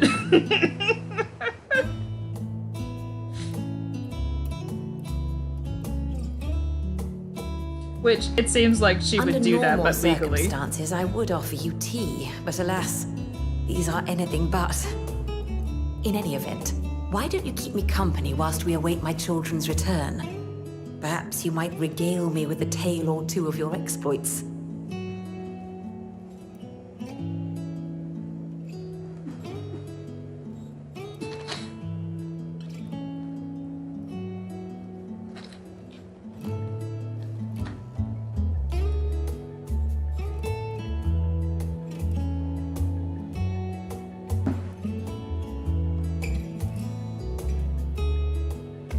Well, they're also rich, When you so... mentioned gifts, I wasn't sure what to expect. Mother, Oh, look how well it fits you. And the style is to your liking?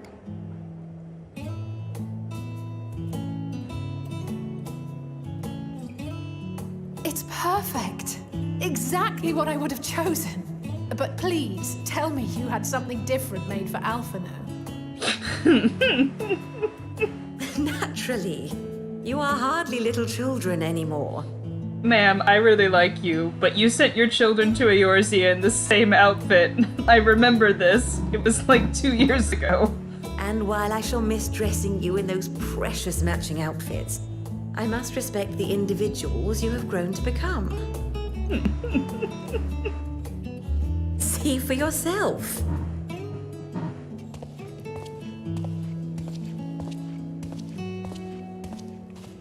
Thank you for the splendid clothes, Mother. Stylish, comfortable, and eminently practical. I am so glad you like them. They are, however, missing one final touch.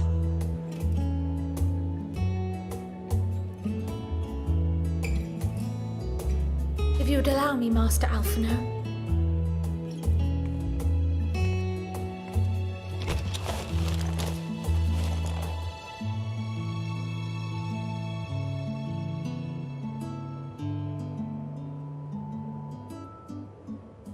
Wait. Are these... A sage's tools of the trade. They belonged to your father.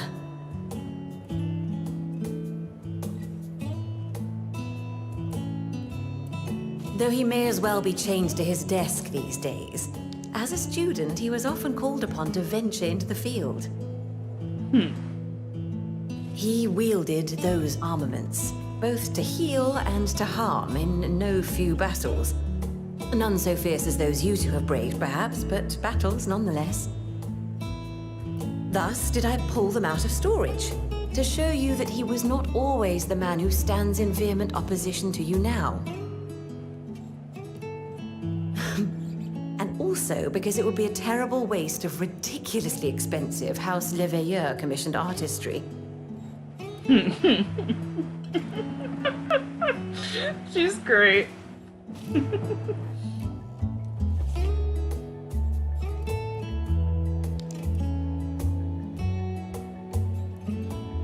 I am told these devices are quite difficult to master, but someone of your extensive experience should soon have them darting about with grace and aplomb. May the wisdom in that crystal serve you well. And please, try to find common ground with your father, that you might come and go without need for this awful subterfuge.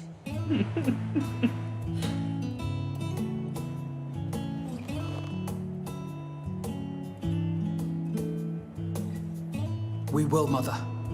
I promise. My final gifts to you, before you run off, are an observation and a suggestion. Firstly, Fortuno has ever been a serious man, but it was only after you were born that he truly lost himself in his work. I may not know the Forum's inner workings, but I know your father's. The timing of that change in him holds some significance.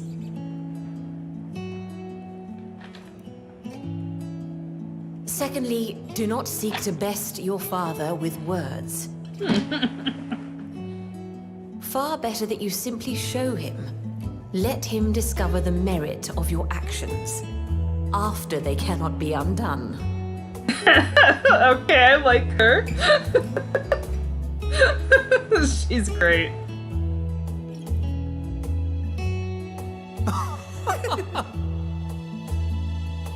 Oh, Mother. We shall take your wisdom to heart. Thank you again for these gifts, and farewell for now. Safe travels, my children. Eat well, stay warm, and keep your friends close.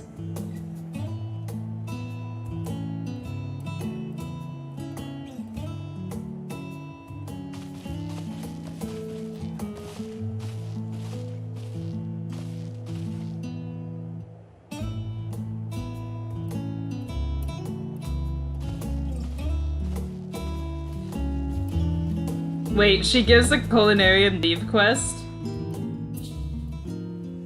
Oh, I'll have to do the leave quest actually.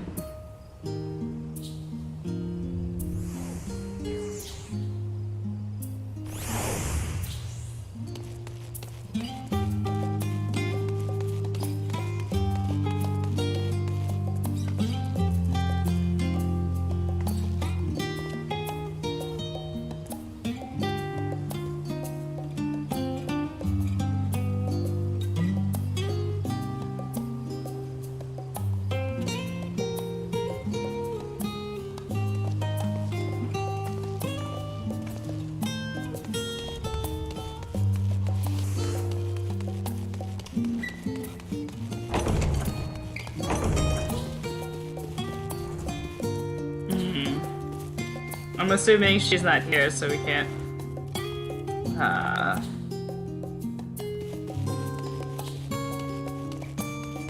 Sorry, I just kind of want to explore a little bit. I'm sure that's all we can see, though.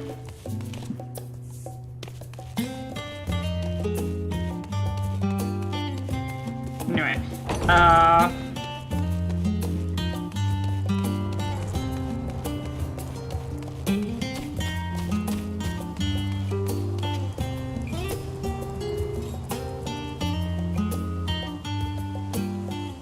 I need 50 oysters. My husband has the night up from work. Don't tell the kids.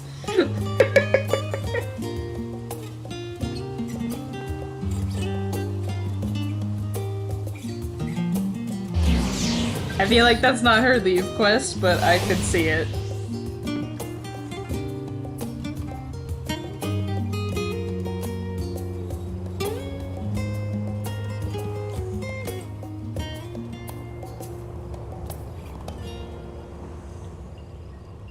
Emilienne says so many 2B leggings.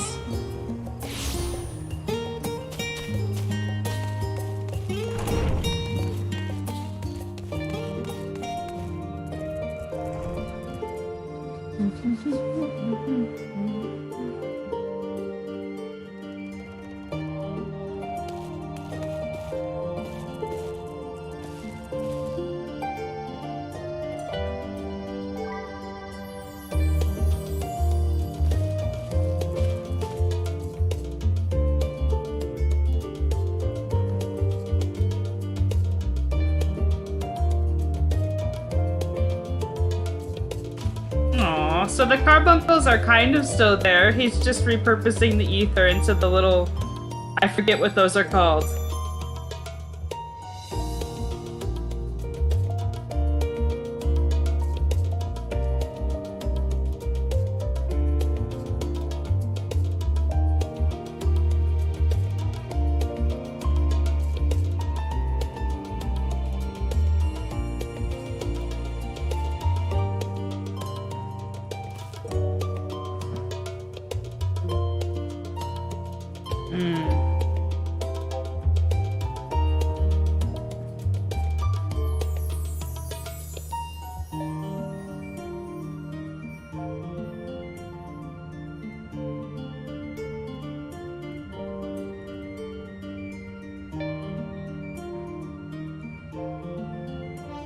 Okay.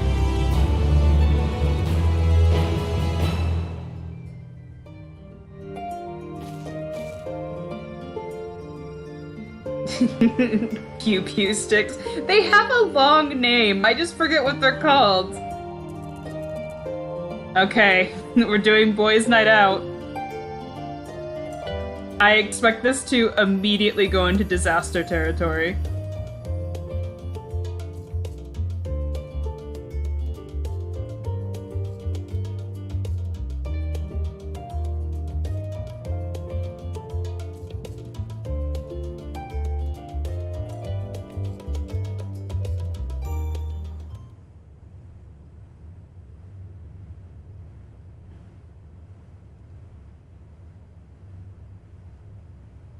Oh no, what is this?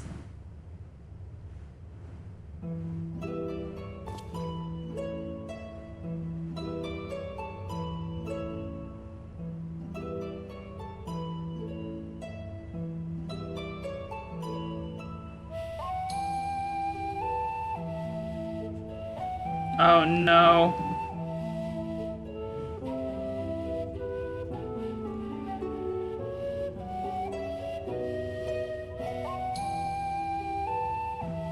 Aww.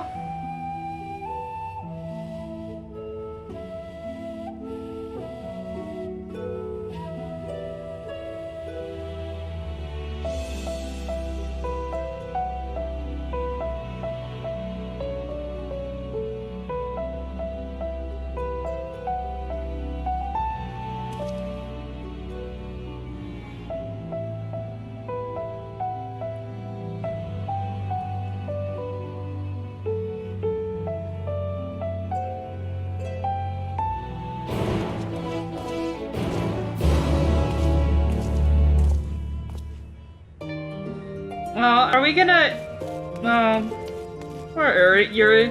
I thought he was going to Fafnir to escape this, and I suspect he was, but now we have to go and... Oh.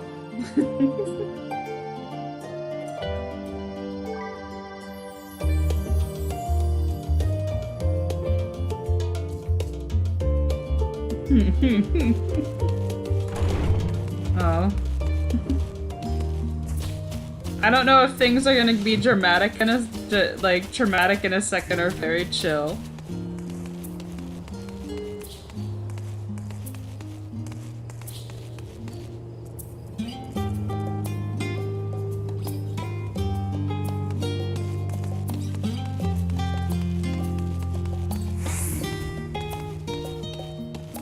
I don't think the heartbreak has started. The only sad thing was finding was the Doll Dash quest I did at the start of the stream.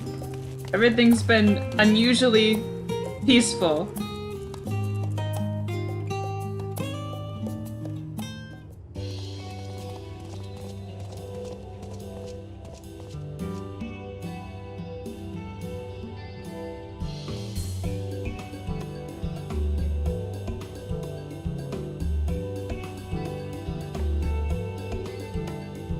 Oh god.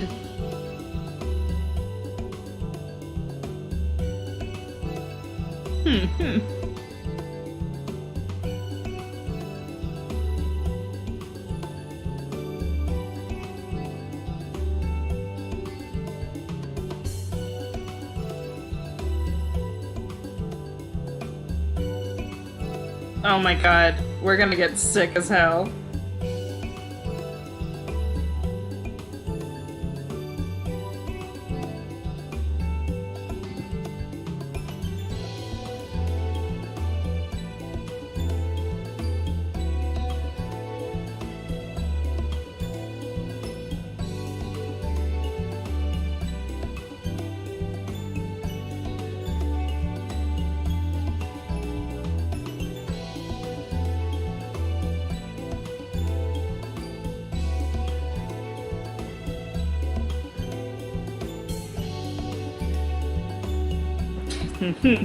Her earrings are little aetherytes, that's so cute.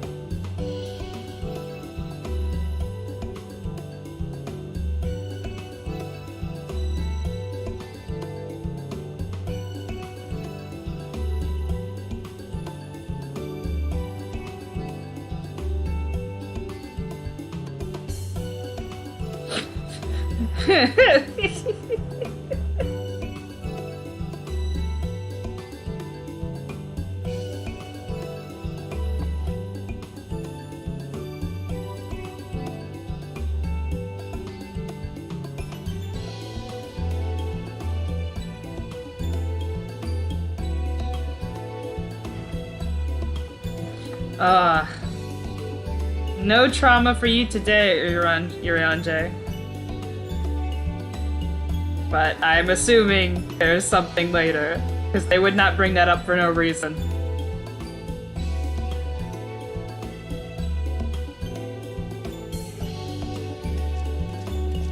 But I'm kind of glad, because I'm digging the happy stuff we're doing right now.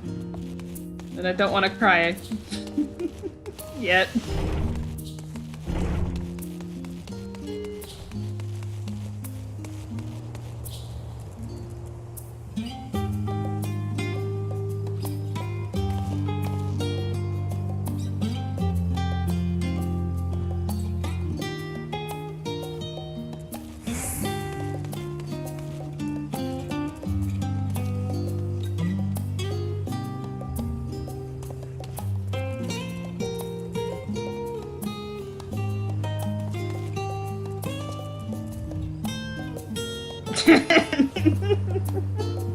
Estinian is like, you guys are crazy.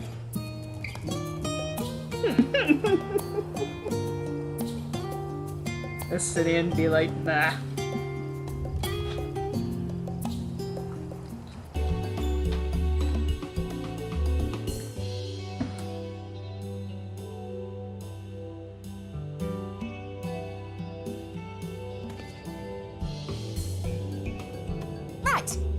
set. Just the 4 of you, was it? 3. I'm already attuned to the crystal in Thavnir. You are? Oh. I would have preferred more test subjects. Oh, well, never mind. If our 3 travelers could line up here, please.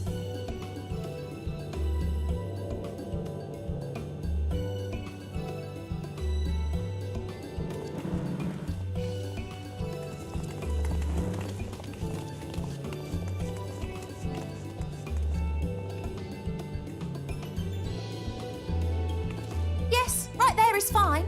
Take a deep breath, and I'll soon have you soaring through the ether.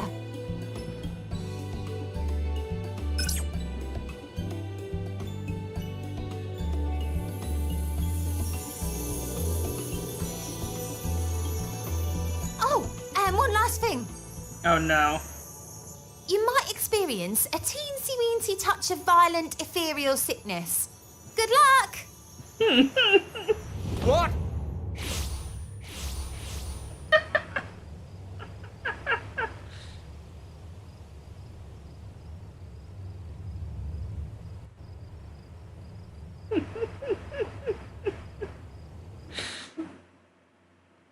Just gonna come out and it's just gonna be that one scene at the end of Shadowbringers where Orion J is dead in the water.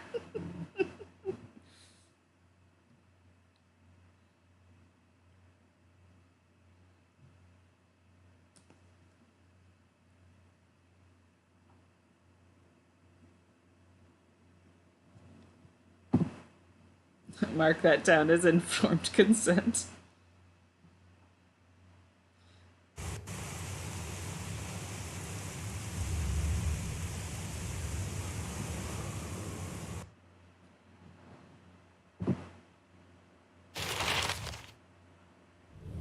This area might take a bit to load. I got a notification we're going to an instance. Holy shit. We did that blind. We're gonna be dead when we come out.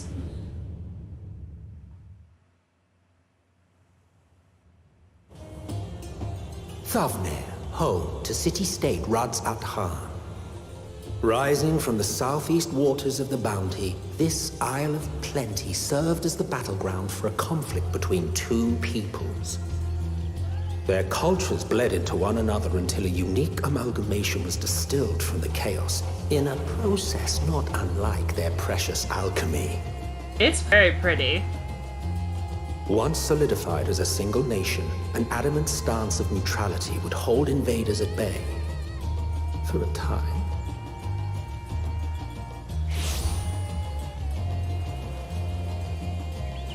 Now across this vibrant isle creeps a fog of malice. What choice do you have?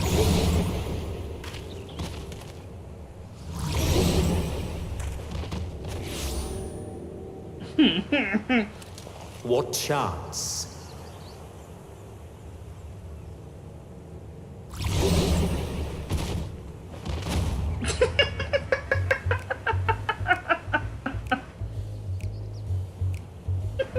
Against such an insidious foe.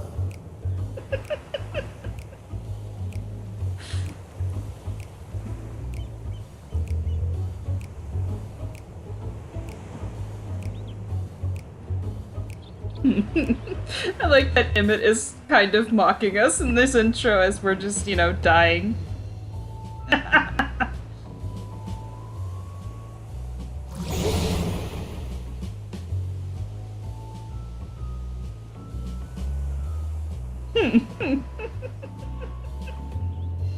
I've seen fairer faces after a bout of bad shellfish.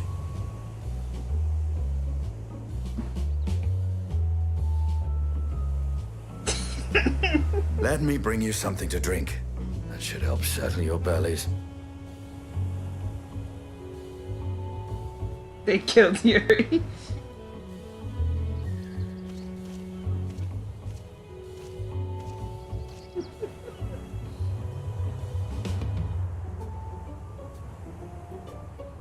There was a note with Kryle's instructions.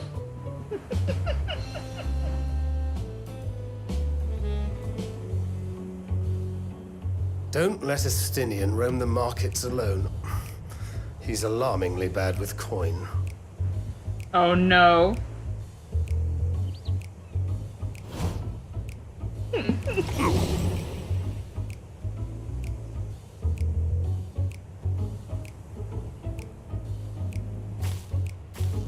Oh, my man is gonna get fleeced.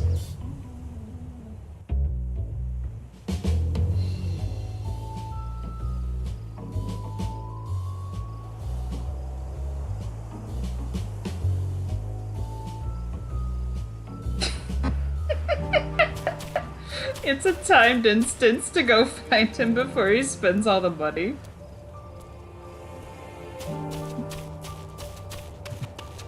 Oh no.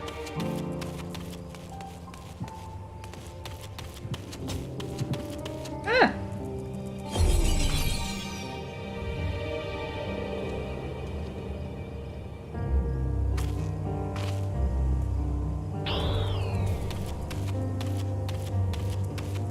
Oh my god, there's a debuff? There he is.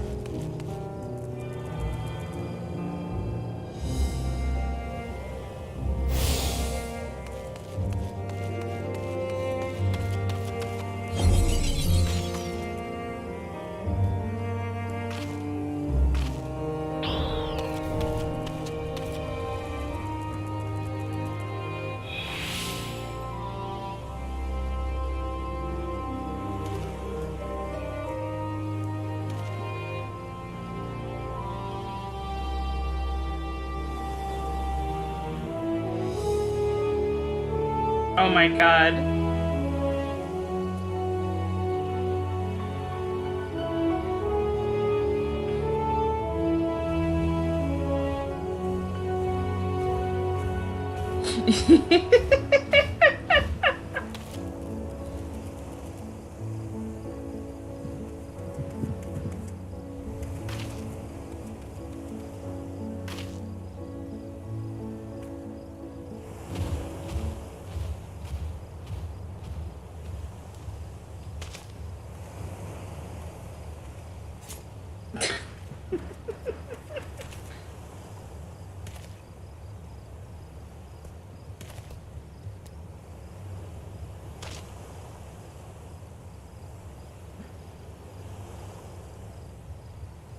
Oh, he's so naive.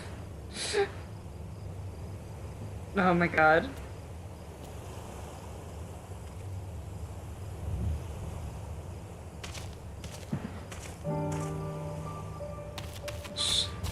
Should we let him explore the town?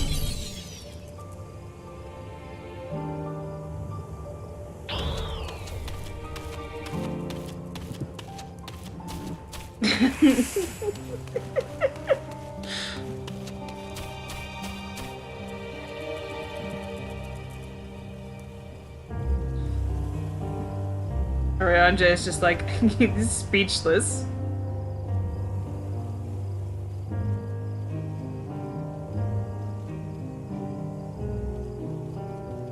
The Aspertus Tatur's wrath.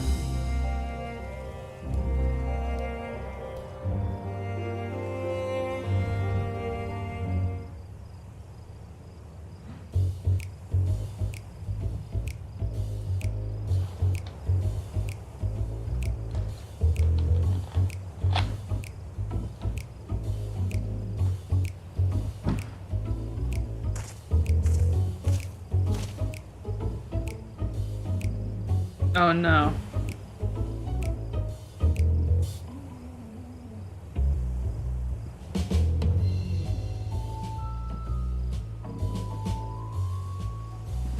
Oh no.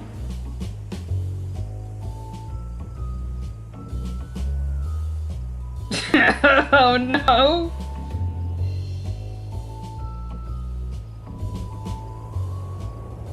Oh my god.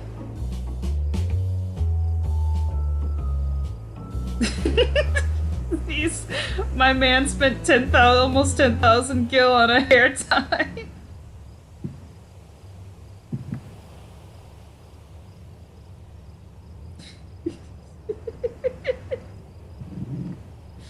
Okay, I'm gonna tease him, because he's being dumb.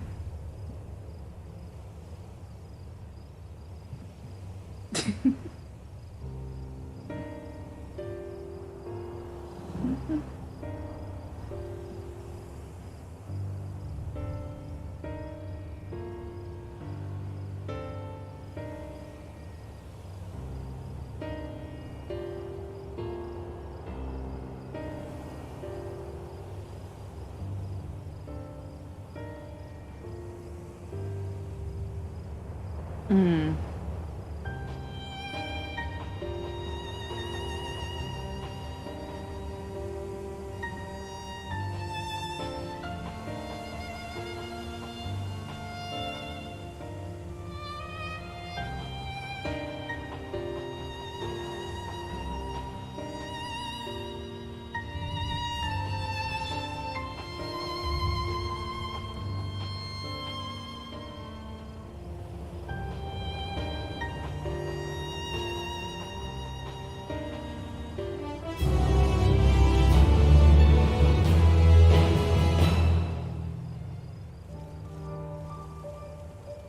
I mean, the poor guy probably had almost all of his expenses covered while he was in Ishgard, and then he was living as a murder hobo, so I genuinely understand why he doesn't know what things cost.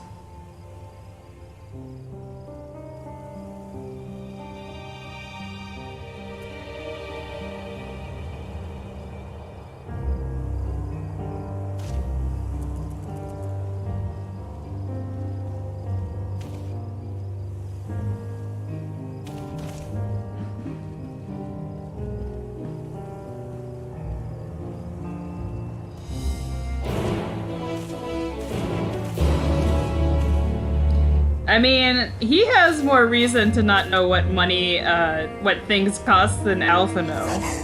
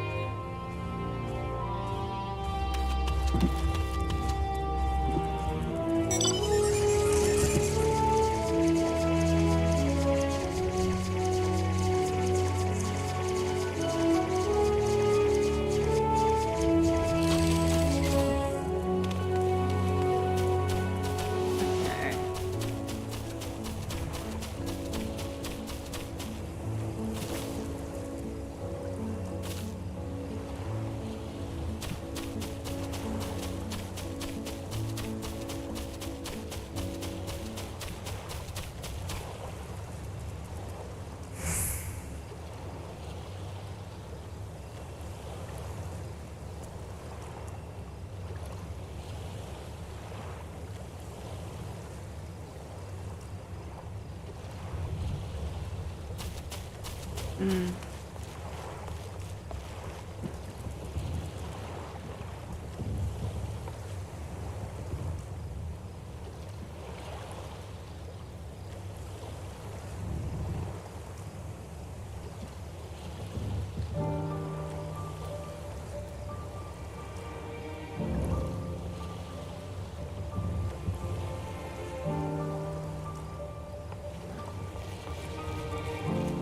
Hmm.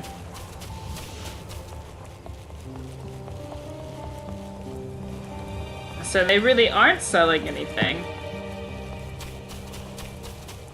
That's not good.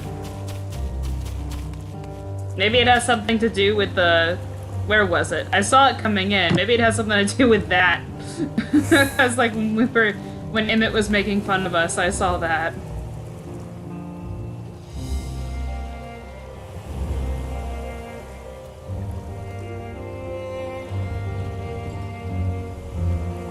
Okay, yep, it has something to do with the tower.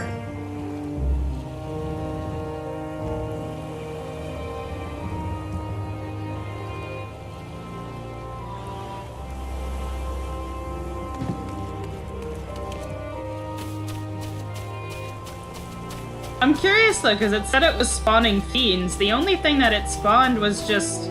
It tempered people and then it spawned primals. Is that what they're talking about? No, Unless things have gotten worse, which is always possible.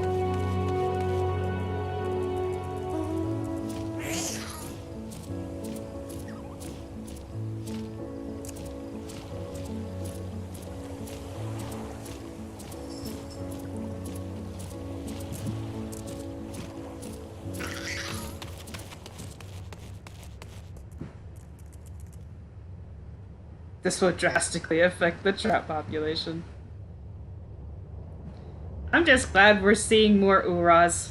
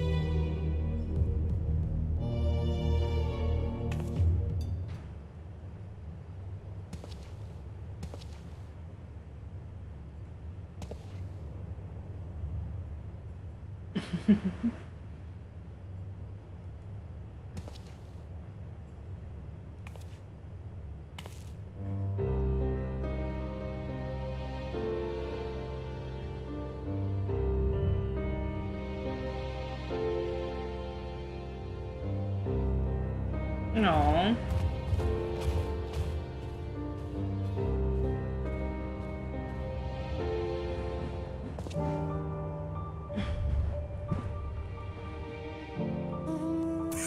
Let's go talk to the elephant, because she or he seems nice. I don't know. I can't tell.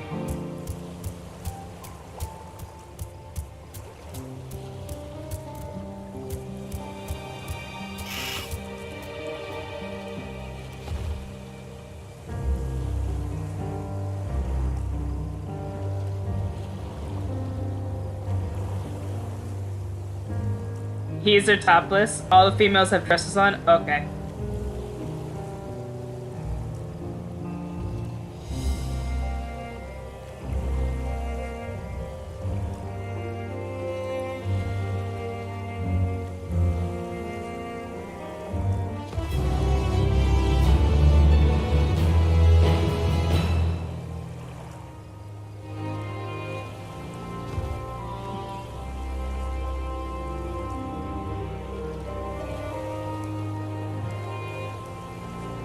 Aww.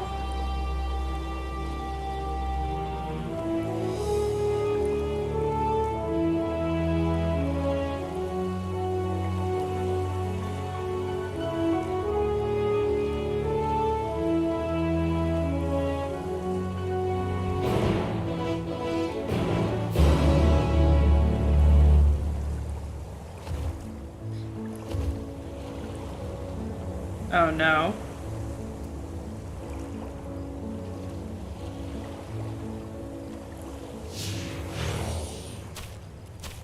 I have a soft spot in my heart for like almost all the beast tribes. I just find them very endearing. So this makes me happy. Oh, we're going the wrong way. Never mind, I'm dumb. We're supposed to go this way. It must be great that he asked me for help, but I was like, hang on. We're supposed to go the other way.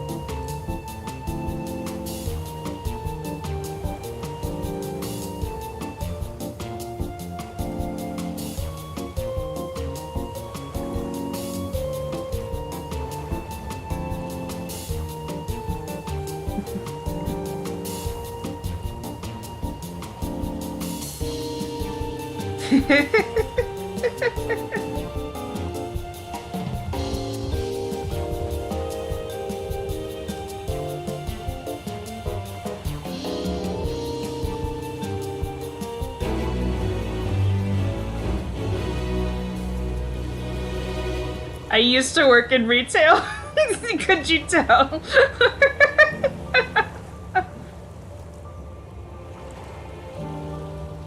I used to work in a clothing store that was mostly aimed for like middle-aged women. I'm not gonna say the store because it was a chain. And we were definitely taught how to sell things. And I find that it is very usable whenever it comes to these mini games.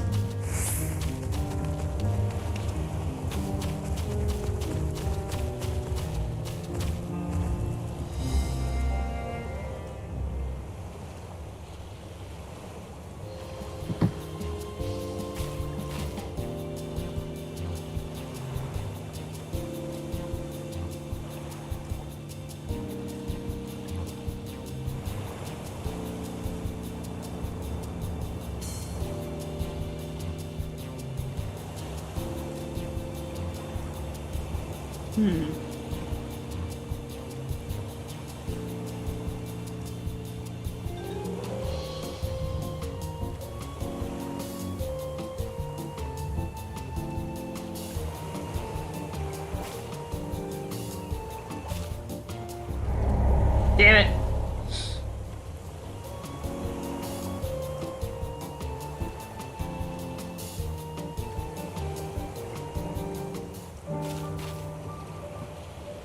I got one. I can't be mean to people.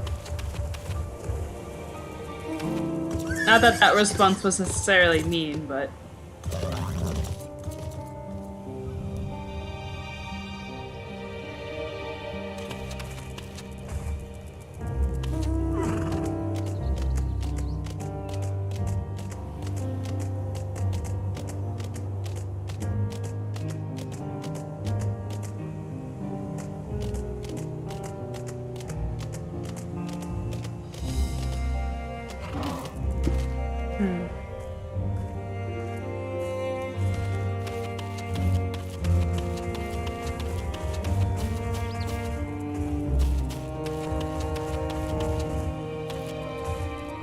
He got one sale.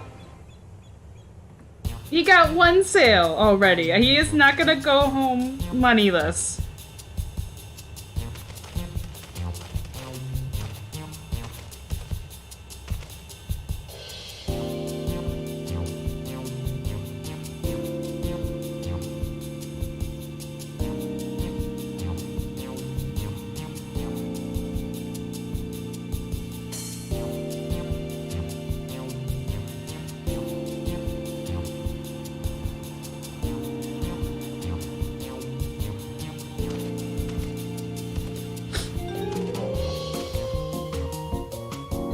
Ah, damn it!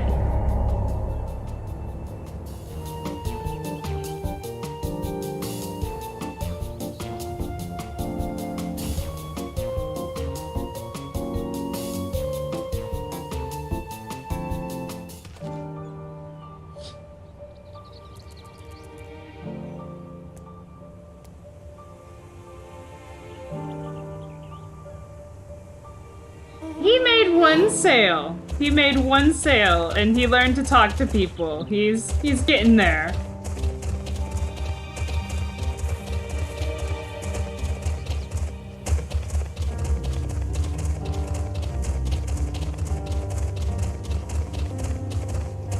He's not bankrupt. He made some sales. He made one sale.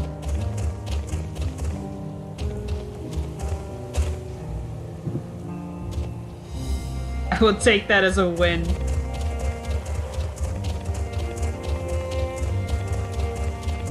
I think I talked to people good. No one walked away angry.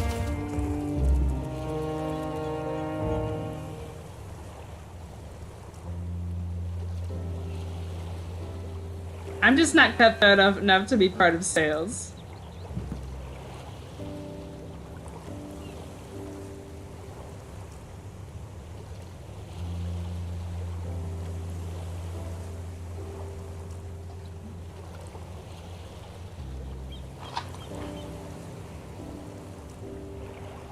See, he's not mad, and he did make a sale.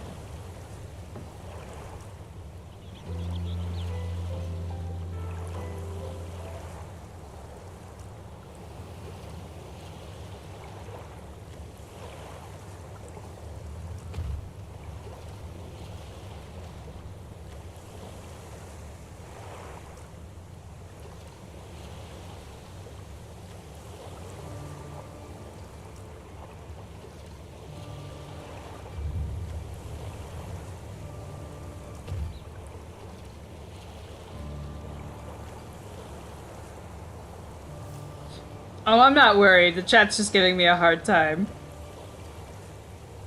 Oh. Aww.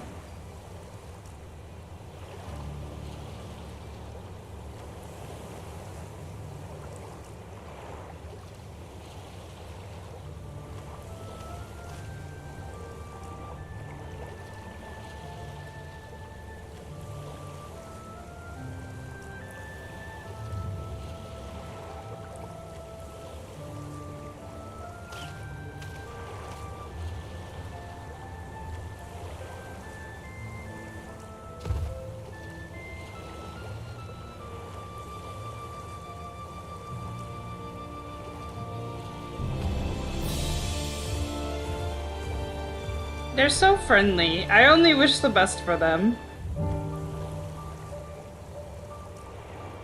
I want to help them. I want to fix their problem. Which is obviously the Death Tower, and it apparently shooting out monsters right now.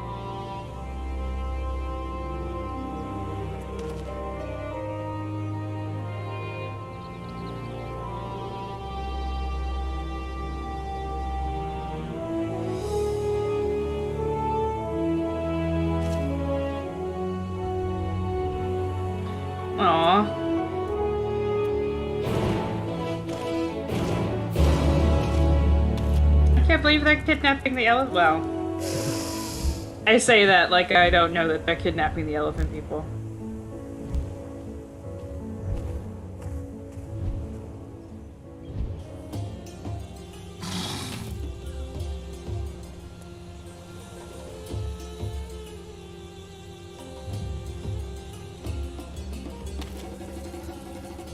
You know, I got lured into a sense of that being easier because I actually did ace all of the selling like side quests we had to do before. That was easier. Because most of those were just like determine the clues from what they say to encourage them to buy something.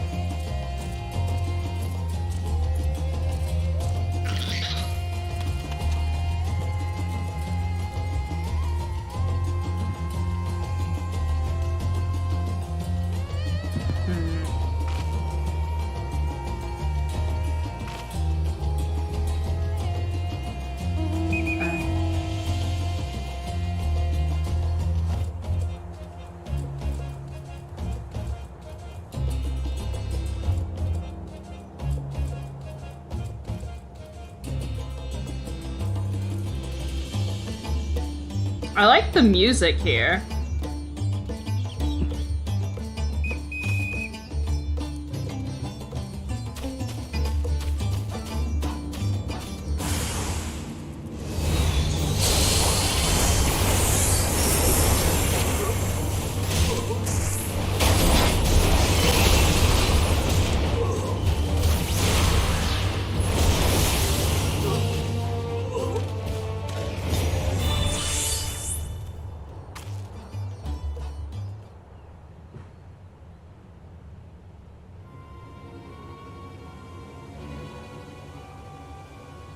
I mean, it's obviously inspired by India, but I do like the music.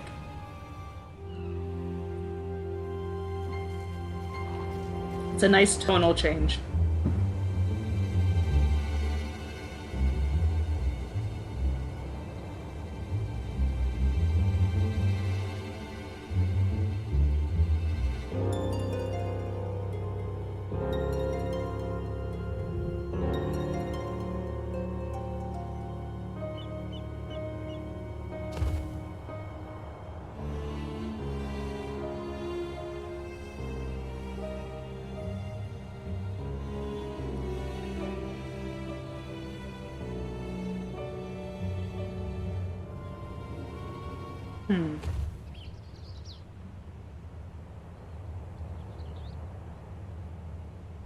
Yeah, I'm kind of curious.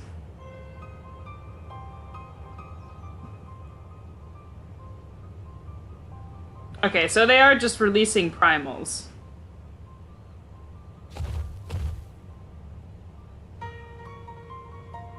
Okay, so nothing's changed.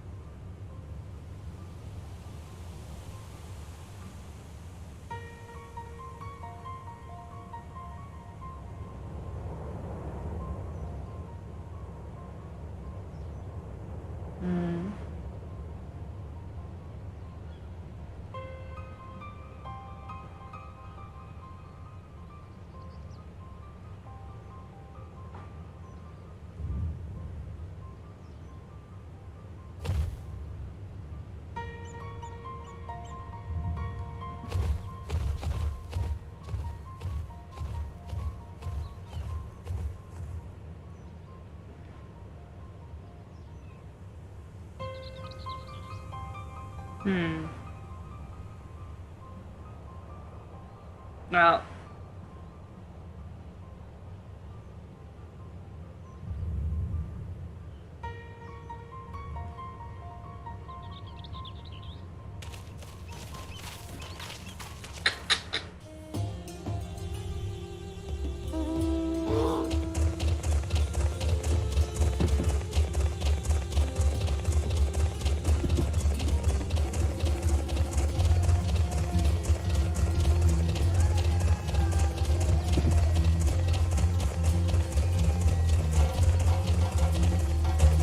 this map is gorgeous, though.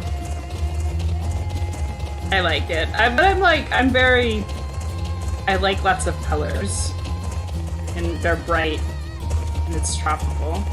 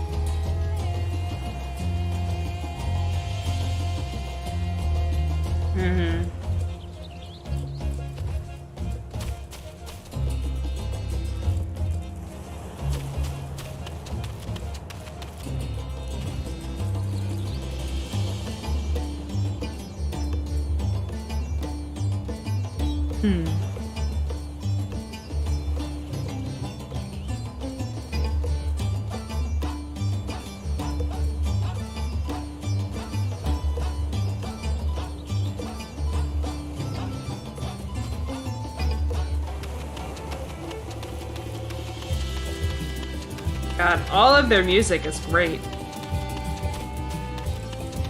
There hasn't been one bad track in this expansion so far.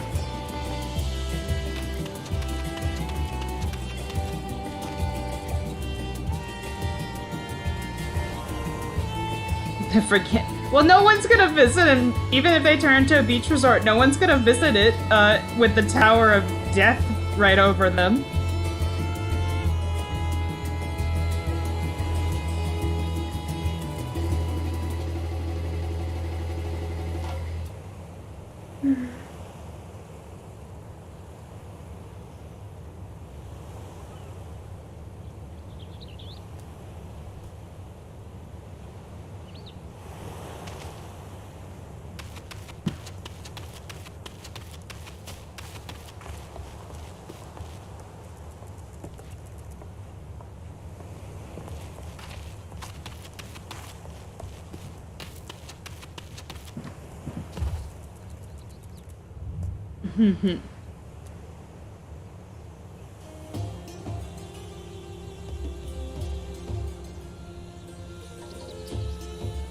Oh, okay.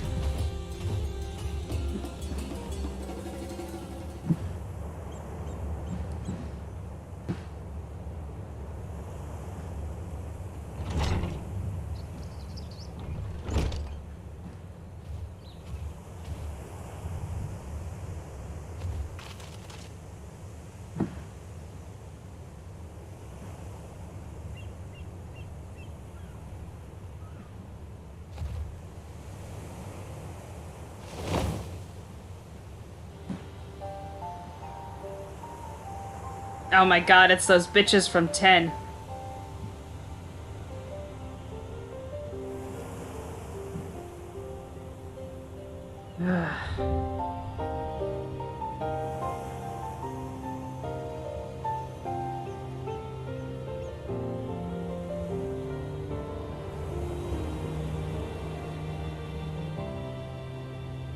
Were they in 4? It's been... I'm gonna be quite honest, most of the Final Fantasy games I haven't played in 10 years, or more. So, in my fairness, I don't remember which one they came from, but I first encountered them in 10.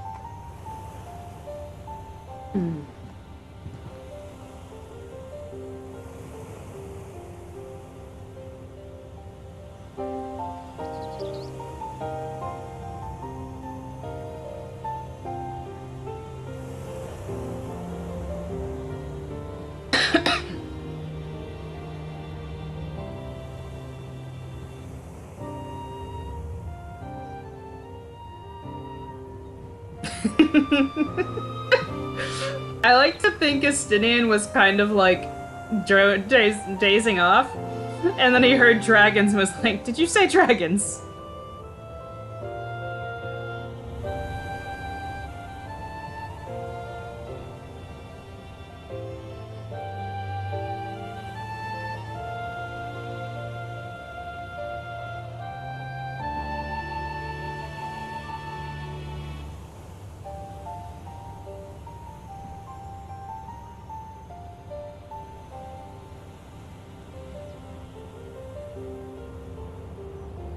Oh, he's very cute.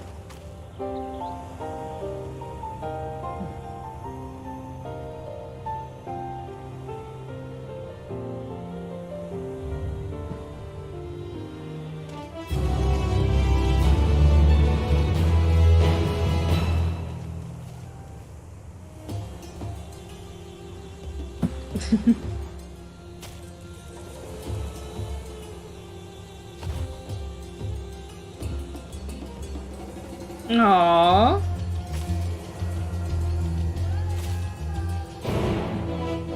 Oh, he has a little crush. I love him. He's so cute.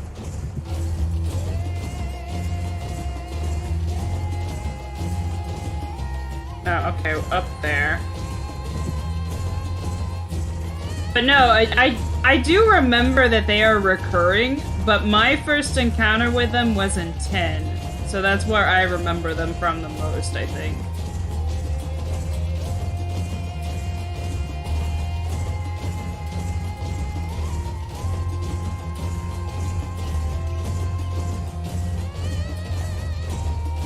I can't think of what they were called, though. They were called, the something sisters, but I can't remember what they were called fully.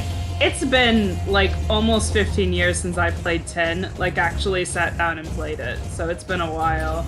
And it's been probably about 11 years since I played 4, and I don't remember if they've been in any other games.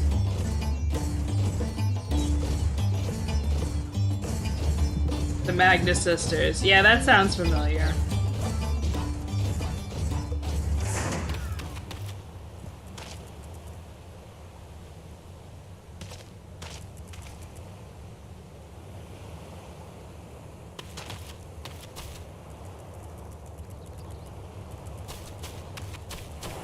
Magus, not Magnus. Okay.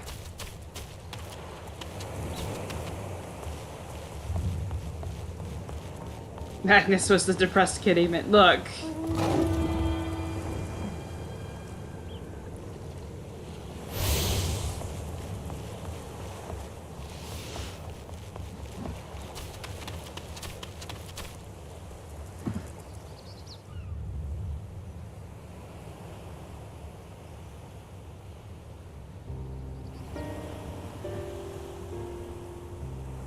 I feel like they're all asleep.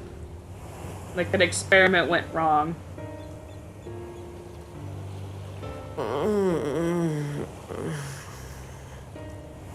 What happened here?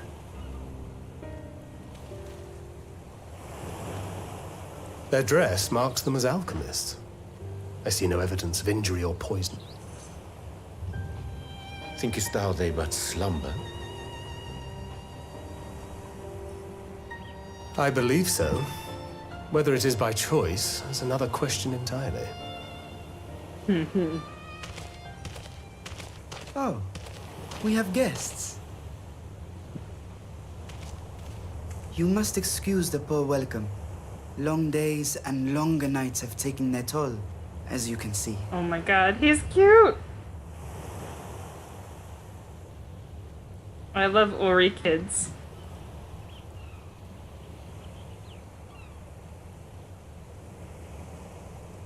I am Vashan, servant to the satrap. My task was, in fact, to wake these good men and women, if you will allow.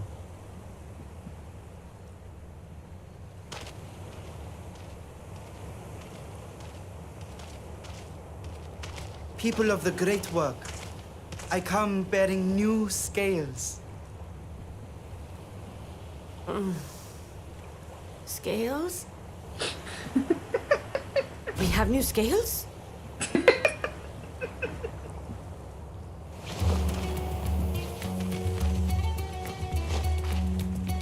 Oh my god. Yes, my friends. Gather round.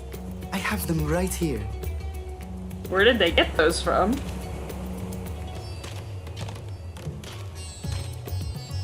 Oh, happy day. Now I can continue my experiment.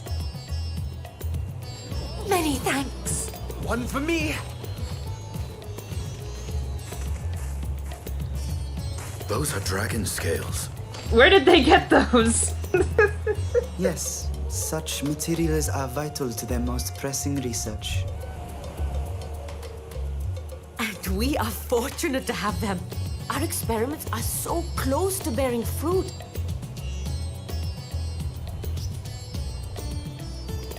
Soon we will have a talisman capable of nullifying the etheric emissions from that accursed tower.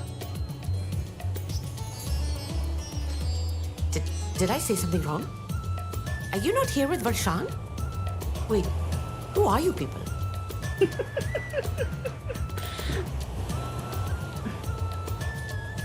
Of course!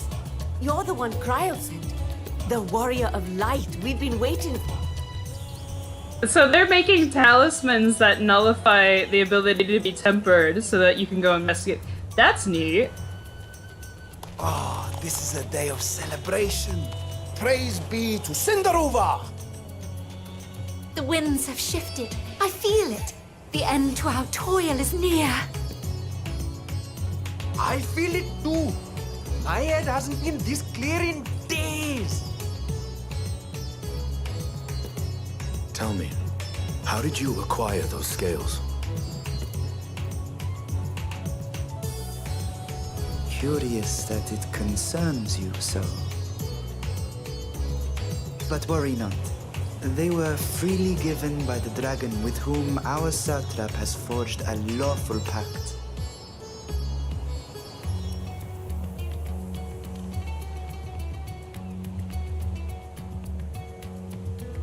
That is well.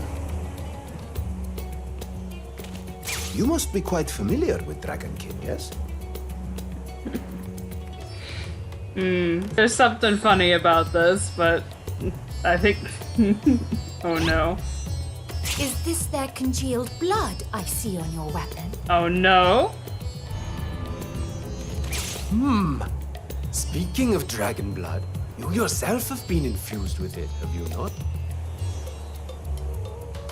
There's something weird about the kid. I can't figure it out, but he's not a normal Ura because he's got green horns. So unless he's like a weird subspecies, I can't figure him out.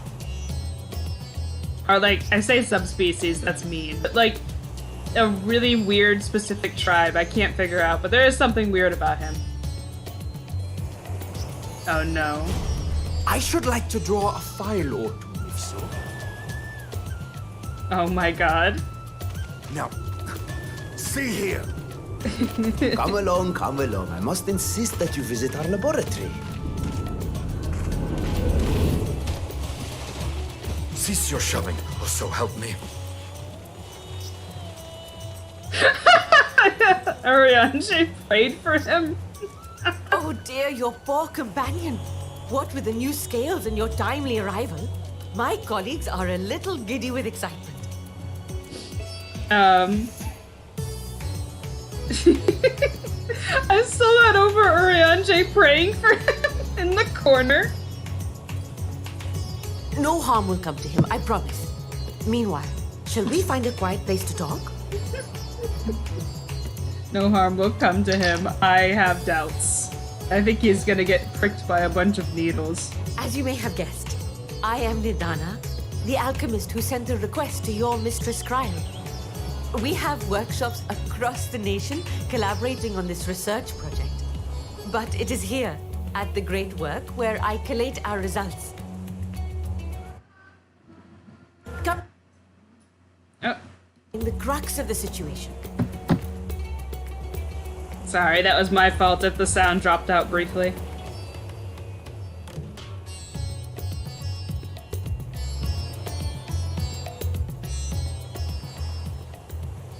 By the way, whatever theme was playing in the background of that cutscene was really good, and it was really hard to keep track of the cutscene.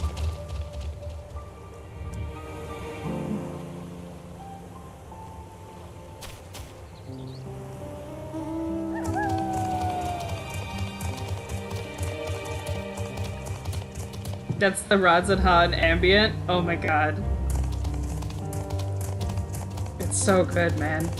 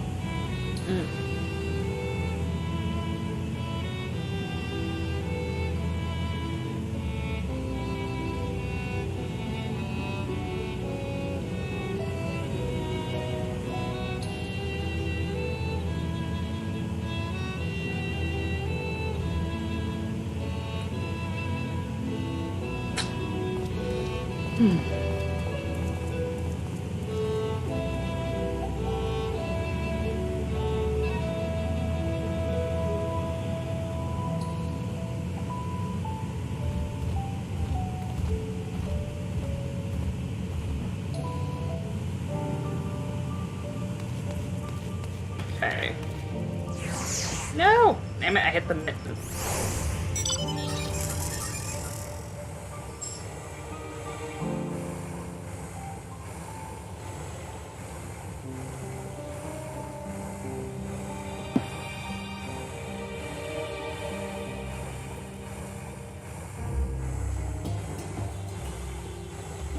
Honestly, my work is actually very similar to what I would imagine an alchemist would be in this world, so that's probably the best equivalent to what I do for an actual job.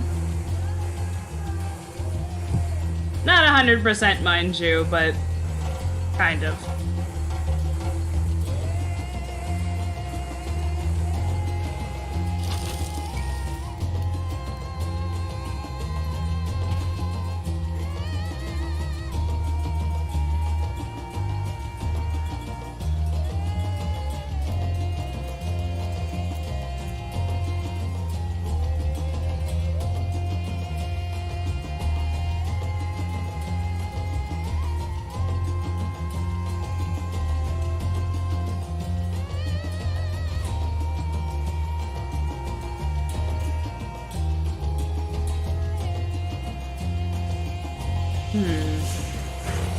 Oh no, oh no.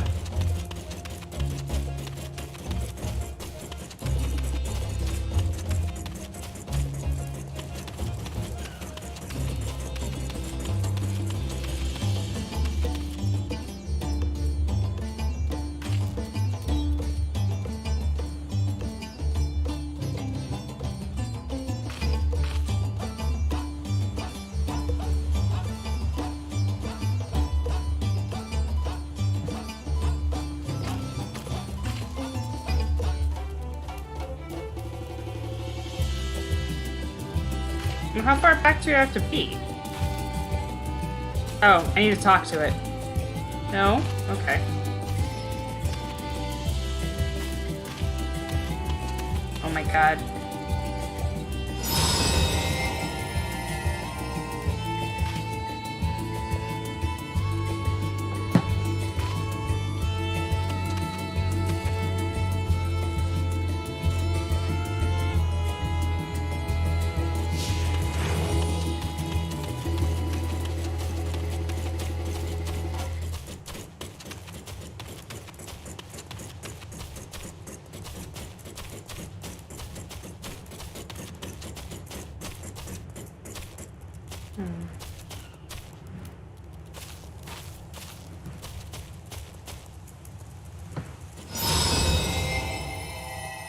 What are my least favorite chemicals to deal with and my favorite chemicals to deal with?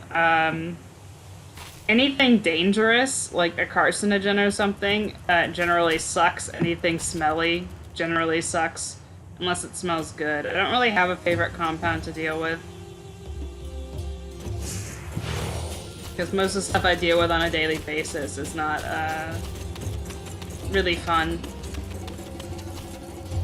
I do like when we do a protein crash, which isn't really chemical, but it's basically when you stick some kind of body fluid in a very, very cold solvent just out of the freezer, and it makes all of the proteins, like, separate. I don't know, I find that satisfying.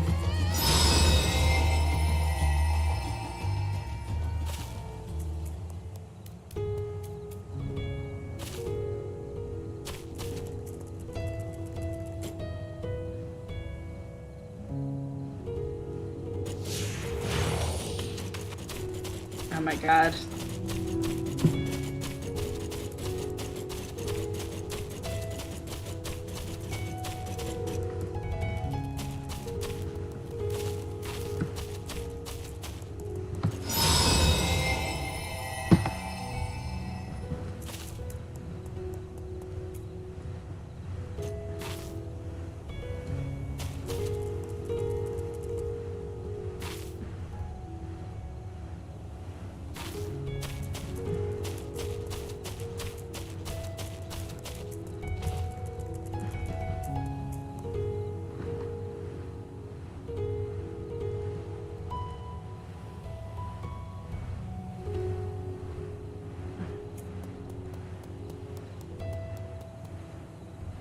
Mm-hmm.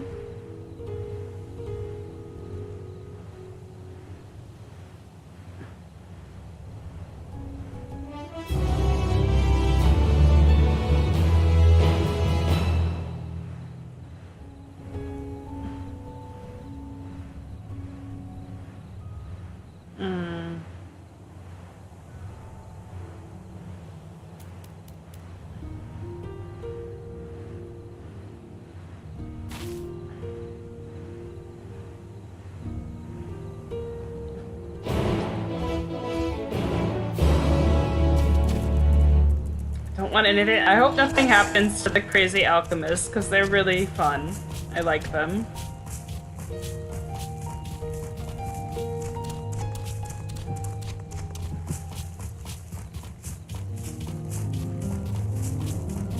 I mean, I'm sure Estinian doesn't like them, but I think they're fun.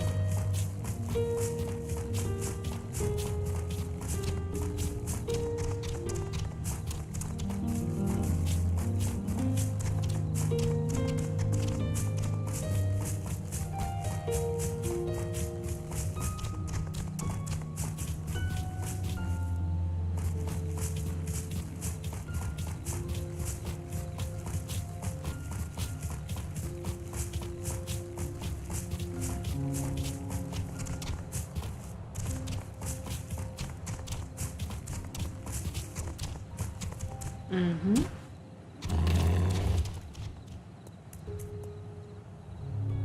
We probably are.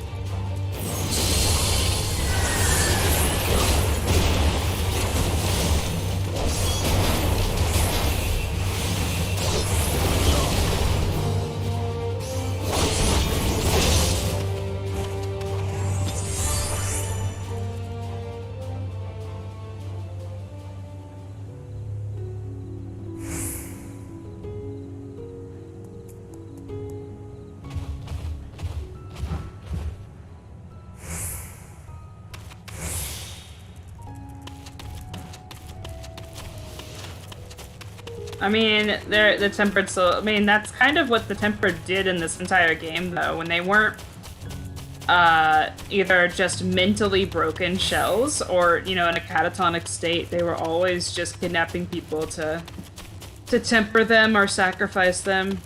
So, I mean, it's just the same thing we've seen. It's just creepy because the method that they were tempered by is actually very creepy.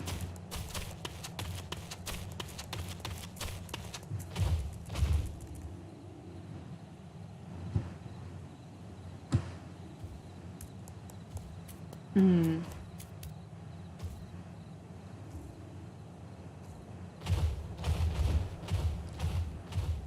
The kidnappers aren't like to return soon means they are absolutely going to return.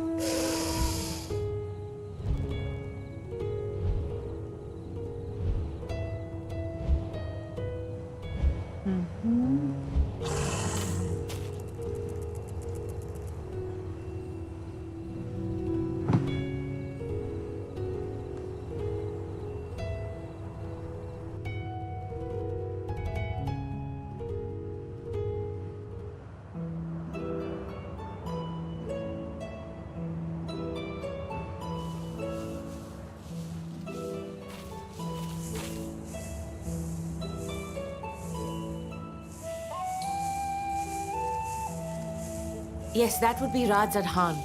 Hardly anyone has been allowed in or out since our troubles with the tower began.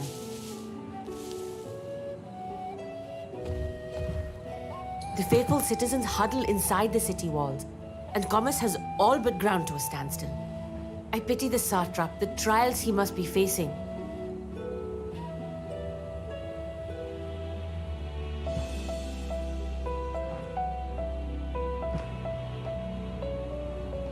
Well, he is the most important person in Radzad Khan. Long ago, this island was home to two tribes of Matanga, the Gajasura and the Arkasodra. When the Aura came to these shores, it was the Arkasodra with whom they joined forces.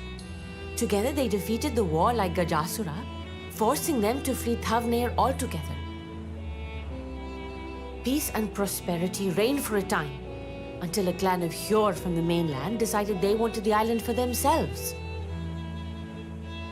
It was a direct ancestor of the present satrap who arbitrated that conflict and welded the warring factions into the nation we know today. And ever since, a member of that esteemed lineage has inherited this somewhat unique position.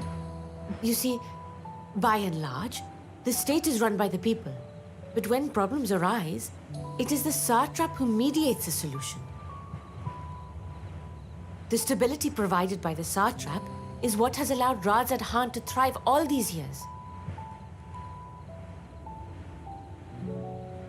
And it was the satrap himself who entrusted us with this duty. We will not fail him, nor our countrymen.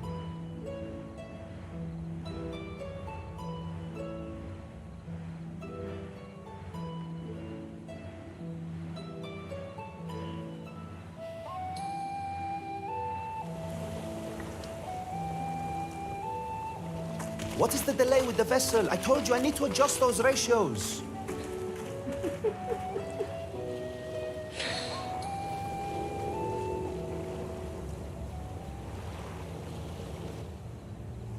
Oh no.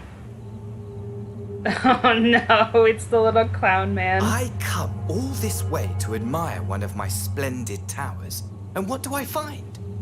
Fools attempting to ward off its tempering trinkets. Oh no. I seem to recall a similar experiment in ages past. What was that man's name?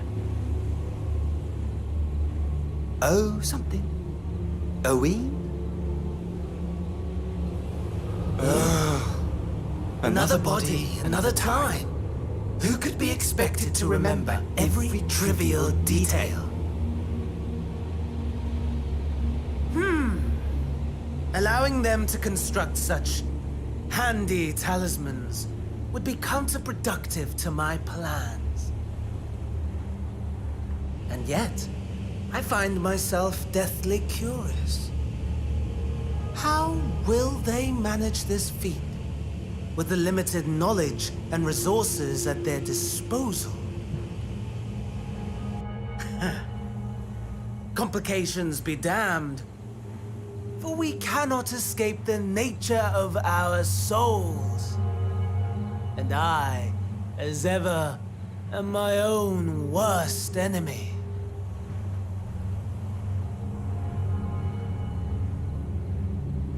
He is getting much more deranged and malicious in every cutscene he's in. Which is kind of why I compared him to Kefka originally. Because that's just the vibe I'm getting. Because Kefka kind of starts off in 6 as like genuinely like a jester clown character, and he gets increasingly malicious as time goes on in the game.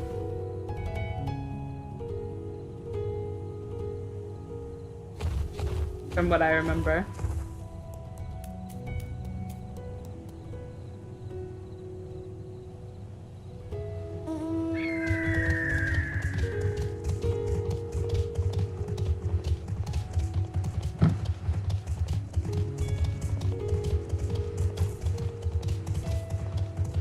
They have that same...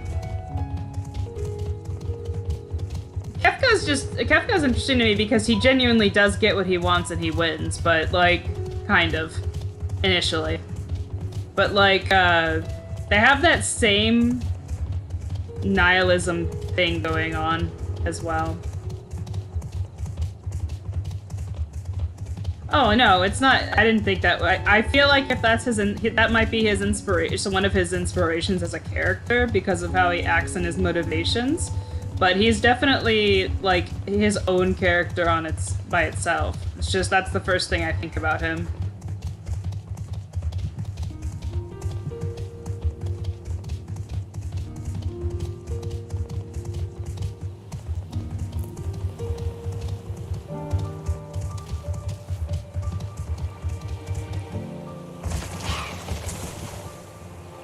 And that's what I get for not paying attention to where I was going.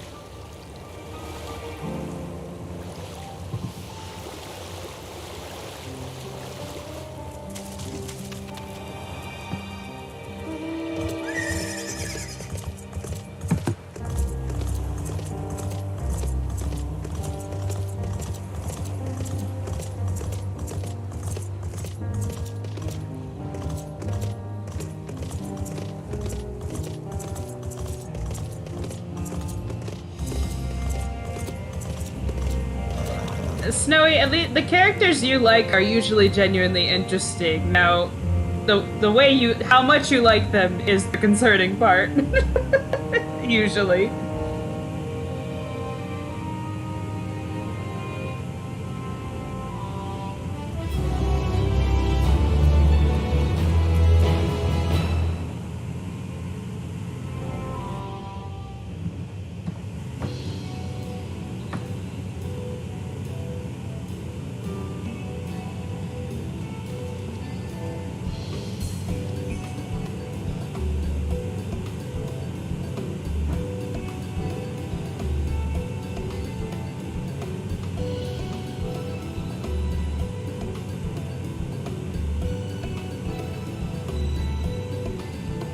Oh my god.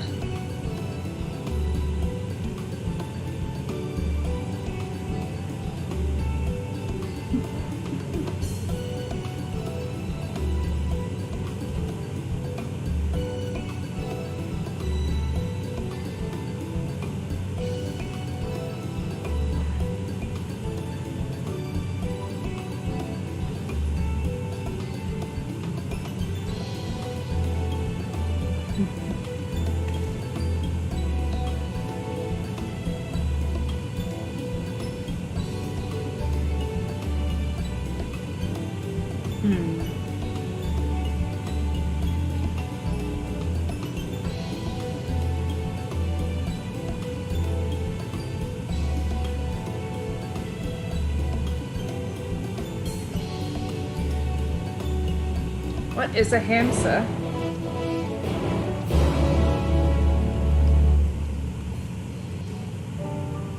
Come here. Come on. Come on, cat. Come on. Okay, no. No.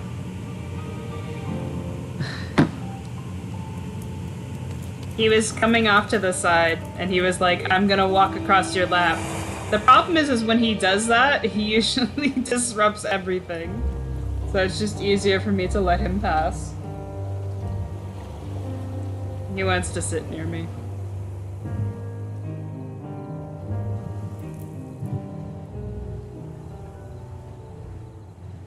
Oh my god, they're dodos.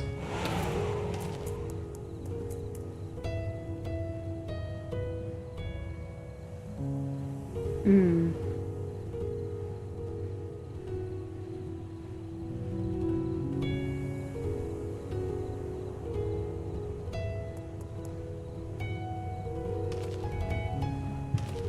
Hmm.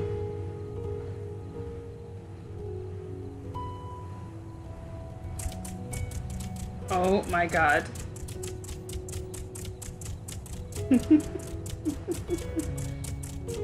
Now I have the mount. I know what what they look like.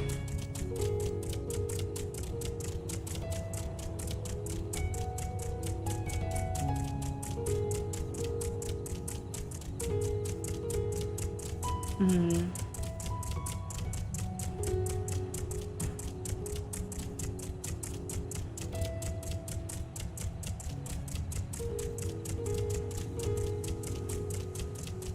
It's night, so you can't fucking see. I'm guessing he was talking about that rock structure I saw. Oh my god. That I saw while going in. Yeah, that one that you can't see because it's dark, but I do see it. This probably is better during the day.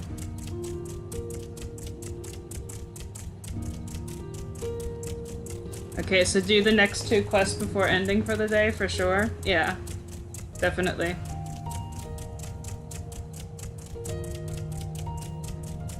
Good night, Sage.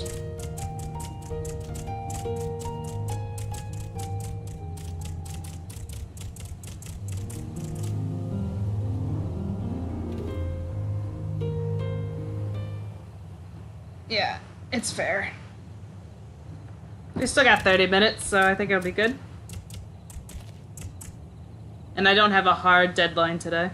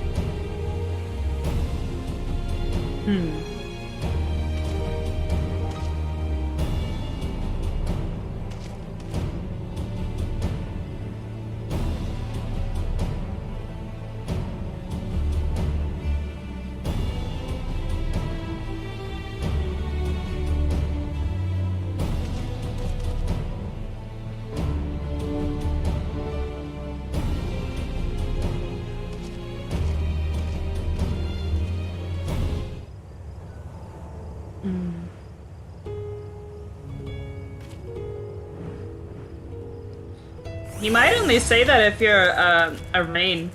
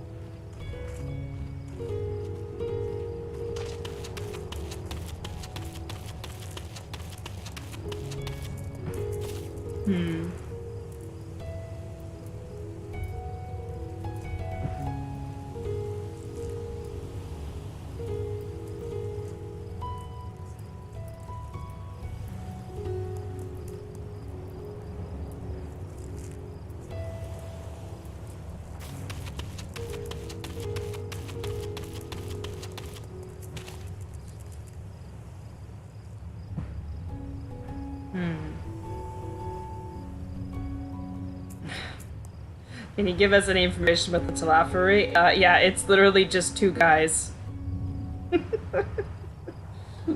It's literally just two guys.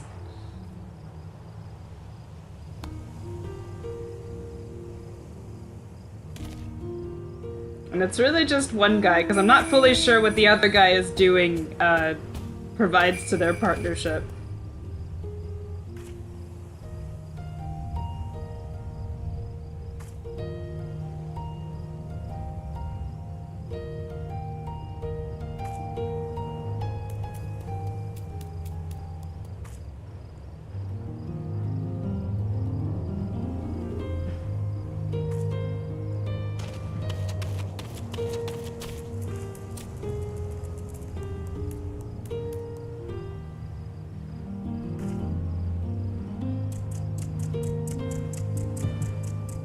Where am I going?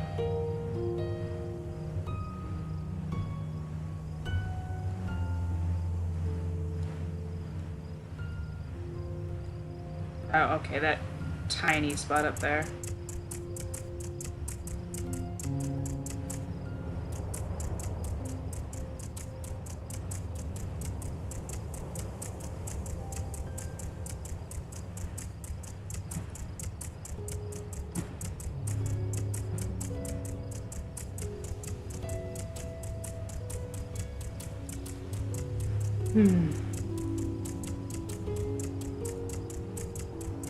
Okay.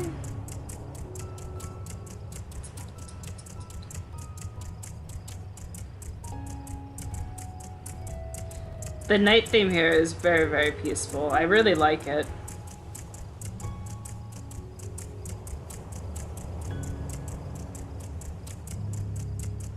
It's just really calming.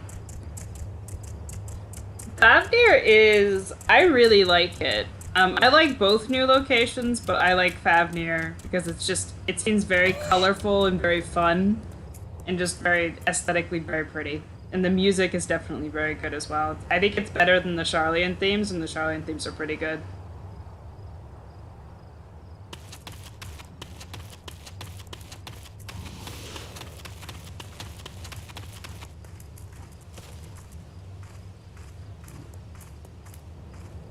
Okay.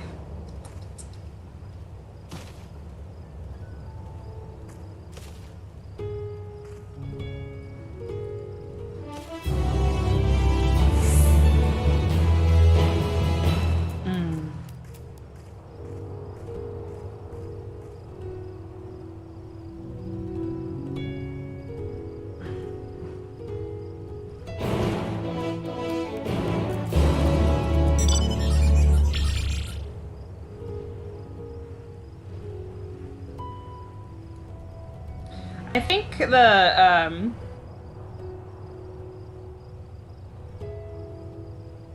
I liked a lot of the Shadowbringer zones, but my favorite Shadowbringer zone is Ilmeg and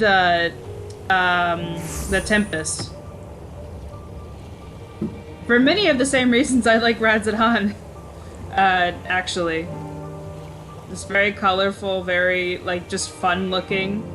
Not the Tempest. I like the Tempest because I like underwater areas.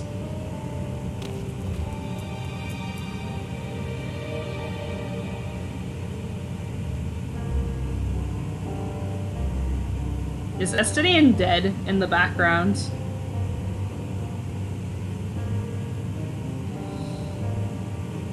Well, not in the background, but just like off screen.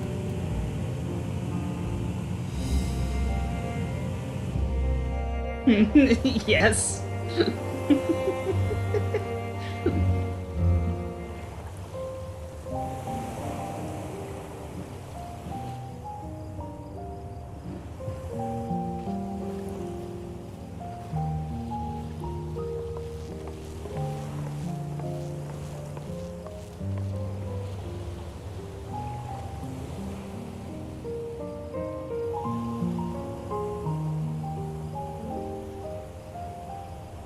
Where are we going?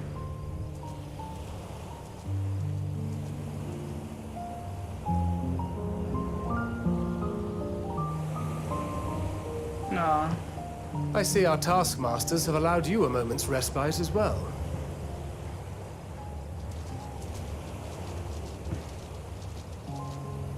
You have to hand it to these alchemists. They are determined to see this endeavor of theirs succeed. I've never been one for blind optimism, but I sincerely get the sense they're close to a breakthrough. They had better be, or all this effort was for naught. The peoples of Eorzea, of the Far East, of Thavner, children of this star united in common cause against a dire threat. Yet ere they succumbed to suicidal madness, were not the Telophoroi born of her body as were we? They who cling to life and the promise of the morrow's dawn, against they who desire death and an ending of their own orchestration. The victors of this war alone will hold the right to answer the question of existence, of its meaning, and its worth. Poetic and ominous to a fault. That said, if it's an existential debate in nature, then our arguments might not be as persuasive as you'd think.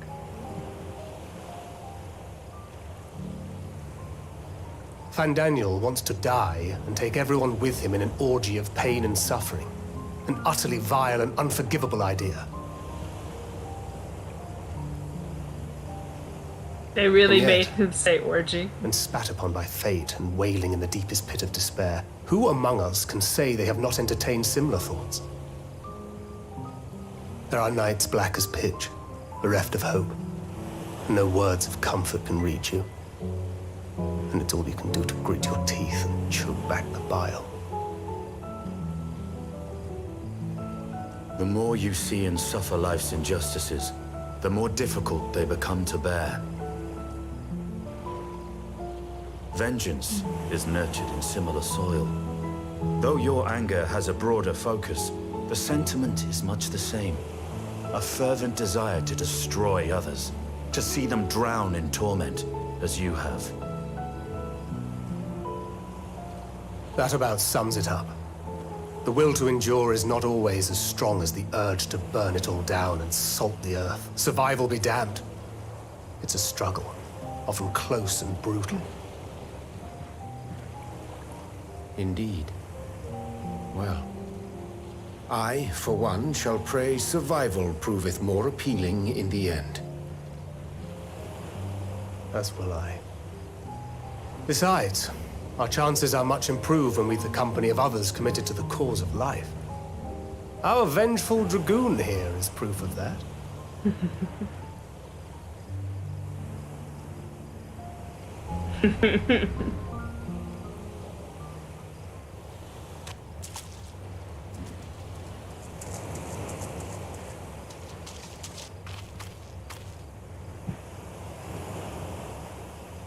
What is it? What did you see?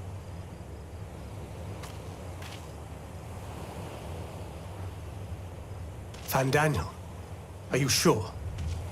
If he knows we've been working on a countermeasure. It holds. The vessel holds! This is the one! At long last!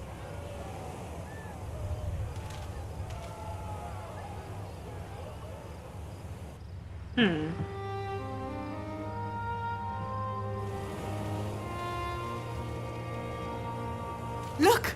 We have finally created a talisman strong enough to withstand our experiments! We've named it a warding scale for the time being. With this in your possession, your soul should be completely shielded from corruptive ether. Afforded such protection, any one of us may approach the towers without fear. Thou hast mine admiration. 'Tis an invention of historical significance. I thank you for your kind words. But I would prefer you keep them unsaid until we test the talisman's efficacy in the field. It is for the next stage of our plan that we summoned you in the first place, to accompany me to the Tower of Zot. Should the scale prove effective, as I very much hope it will, then you'll have little to do. But should the effect be weaker than anticipated, I must ask that you restrain me, or knock me senseless. Aww. Either way, we are fortunate to have you with us. Nidana, are you certain you wish to do this?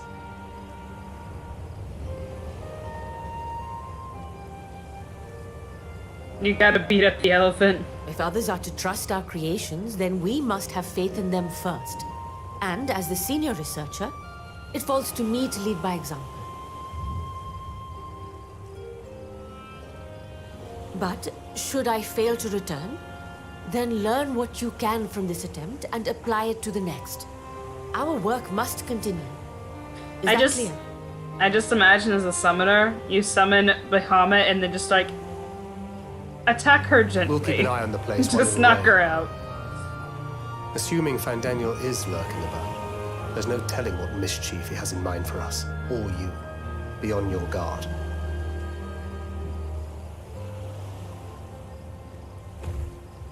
Shall we be on our way? I'll have one of the soldiers at the hatchery prepare us a boat, and we can set out from the northern shore. Or just bonk her. Or just bonk her with the book. Yeah, that would work too. Or do one. Didn't Alphino at one point in one cutscene, or I made this up, literally launch his carbuncle at something as a distraction once? Just do that. It was either him or some other character in a cutscene just launched their carbuncle.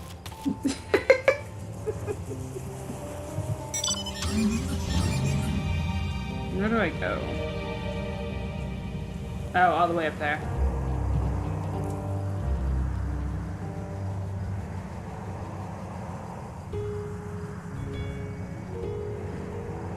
Yeah, I just imagine you would literally just do that. To knock her out gently and not kill her.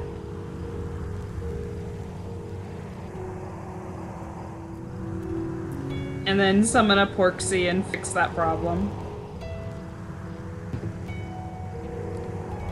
Okay.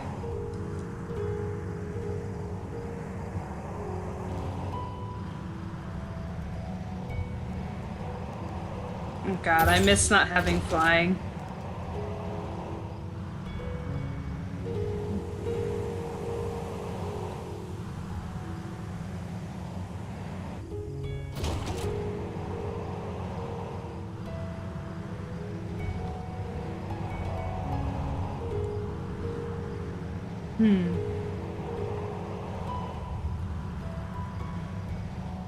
I mean, you know what? It works though.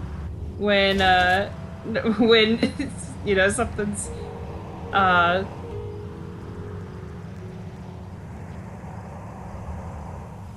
they really are ugly as sin, the towers. creepy too.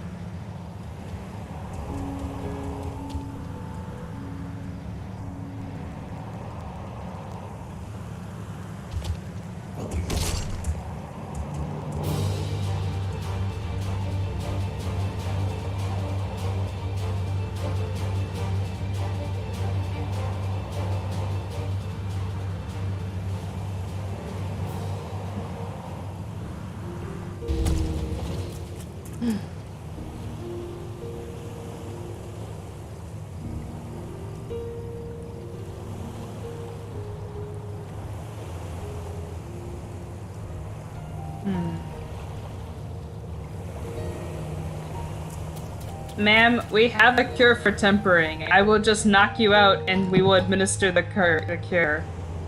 It will be fine. You do not have to die.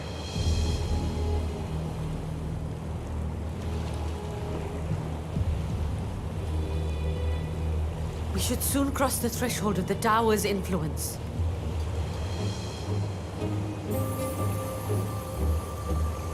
Any moment now.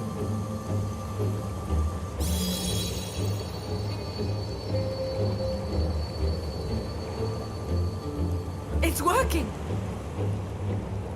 And you are still yourself? Then I'd like to see how it fares closer to the tower if we could.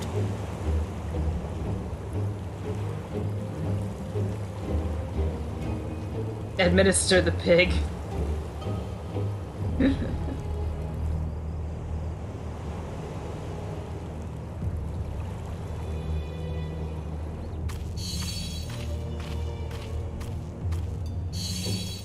So far, so good. The scale's protection appears to be holding. If we can just make it to the tower's entrance.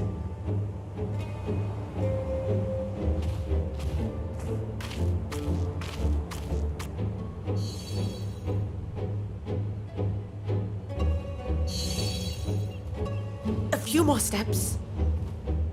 Oh no.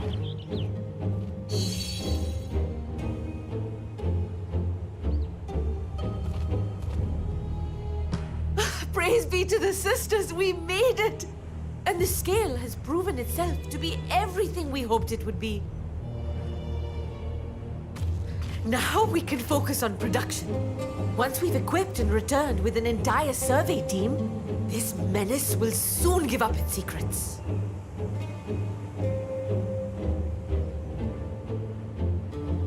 What? Oops.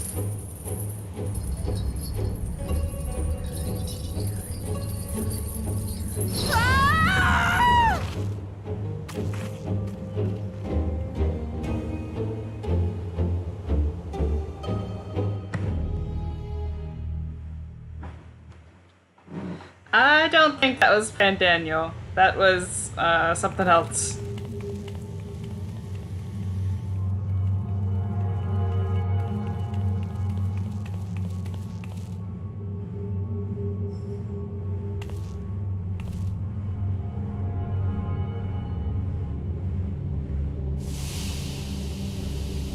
God, it's like all body horror.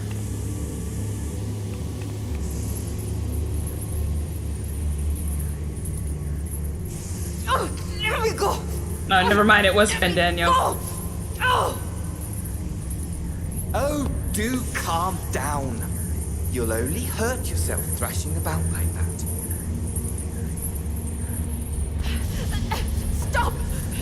Oh, you can't do this! Please!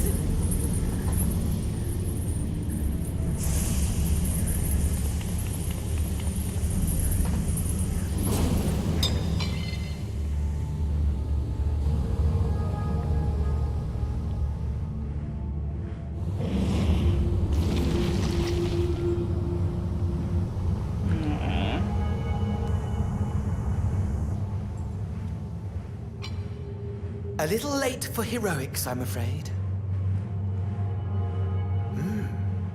The similarities are striking. My! Such hostility! Never before has my artistry so displeased. My patrons of old would have positively squealed in delight, though, between between you and me, I find gushing praise exhausting. What is he talking about?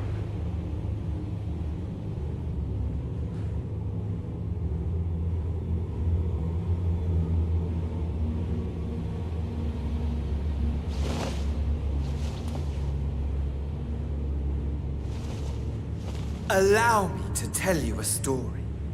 Surely you've yet to hear the one about Van Daniel, the sundered Ascian. Oh my god. Every single Ascian is a theater kid. I inherited the position and the soul of the Van Daniel who sat on the convocation in the time of the final days, theoretically speaking. Practically speaking, that fact is of no consequence. I was born and lived as, well, me.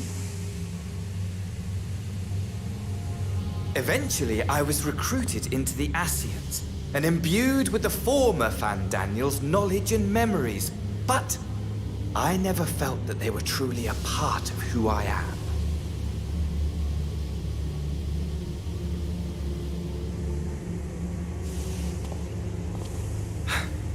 How to explain?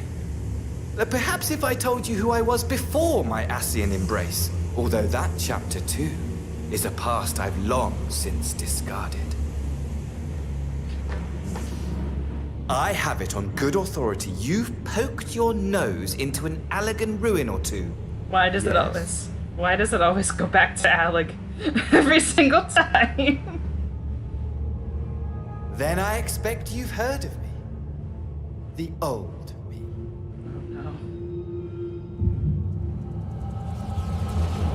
Oh no. At your service. Oh no. I know who that is. That's the... He was the scientist guy that was in the Crystal Tower that we fight with the Kumkums in the Experiment 69. He was the lead scientist and he did a bunch of fucked up shit. Imagine a nation of unbridled prosperity. Every need met, day after day of unbroken, unshakable peace. Yeah, his hat was my bard outfit for the longest time. Fulfilled. And ripe for decay. You are a genius without peer, Amon. However do you conceive of such delightful experiments? That fool was beside himself with panic when he awoke with the head of a bull. Even his cries for help emerged as so much guttural lowing. Oh, the memory of it. My poor sides. My friends and I were so consumed by laughter we struggled to breathe. This explains so much about the towers and how they're basically like the more horrifying and evolved version of what they did to the dragons. Because he would know. No more than entertainment for bored wastrels ignorant of its worth. My all-consuming work. But it was not their only indulgence.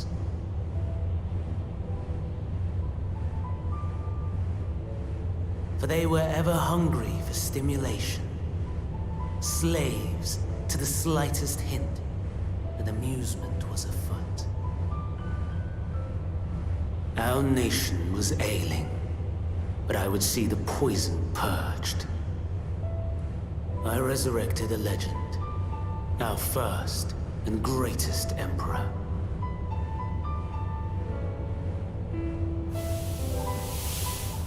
And just as I had planned, he set our wayward empire back on the path of conquest. An inexhaustible ambition carried us onwards, always onwards. Yet, he who delivered to us such glory was not to be satisfied. Heed me, Amon. No matter how vast one's empire, or full one's treasure vault, all is rendered meaningless by death. My god, this is not at all surprising. No, it makes... I mean, I'm surprised that it is, but everything just falls in line. It just makes so much more sense. In the end, all is lost.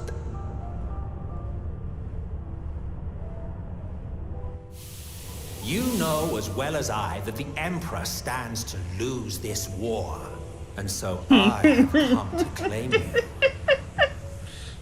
Of course he meddled in it and made it worse. For while your methods leave something to be desired, we cannot deny the results of your work.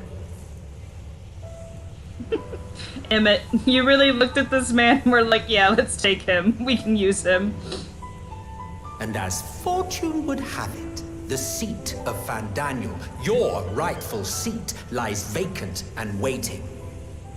Take your place amongst your peers, rather than die a pointless death amidst the ashes of your doomed nation. Send one of your clones to the Crystal Tower that you might see for yourself. See what lies ahead.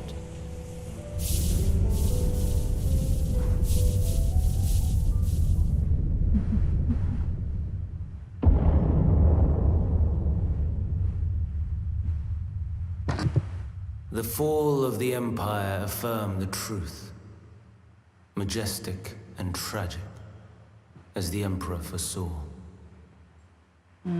Scheme as you like, build as you will, nothing endures. What is life but a brief jaunt ending in emptiness?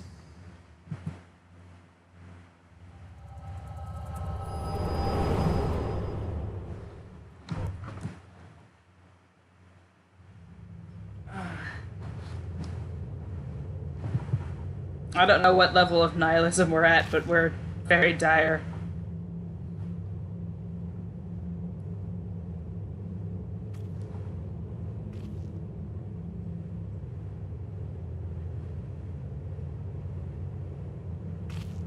Pulls. I'm So easily distracted. Why? I almost left without saying farewell. I want to pull Emmett out of the live stream and be like, why did you think this was a good idea? As for your friend, you needn't worry.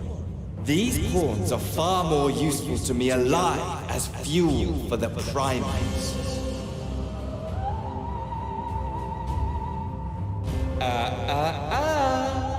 If you attempt to pull them free, they will die. So, enjoy tackling that conundrum with your comrades. We shall meet again. Not in one of these minor spires, oh no, but somewhere more suitably grandiose. Your favorite playmate is ever so eager to see you.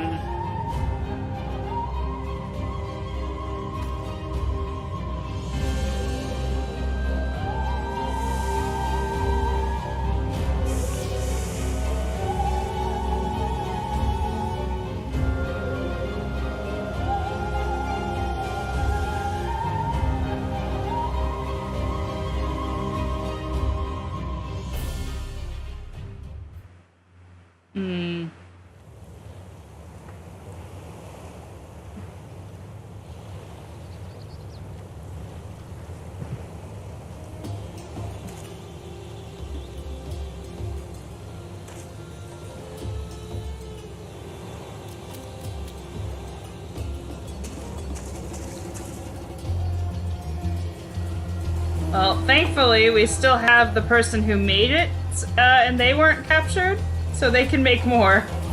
Because they do work.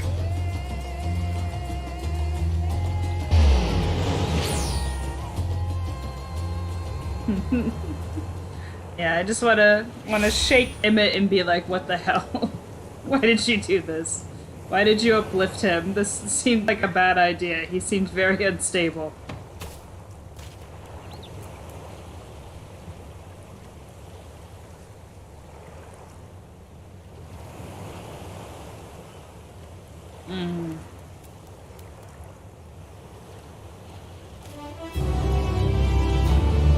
Okay, I think that's a good place to stop, because it's now 4 o'clock.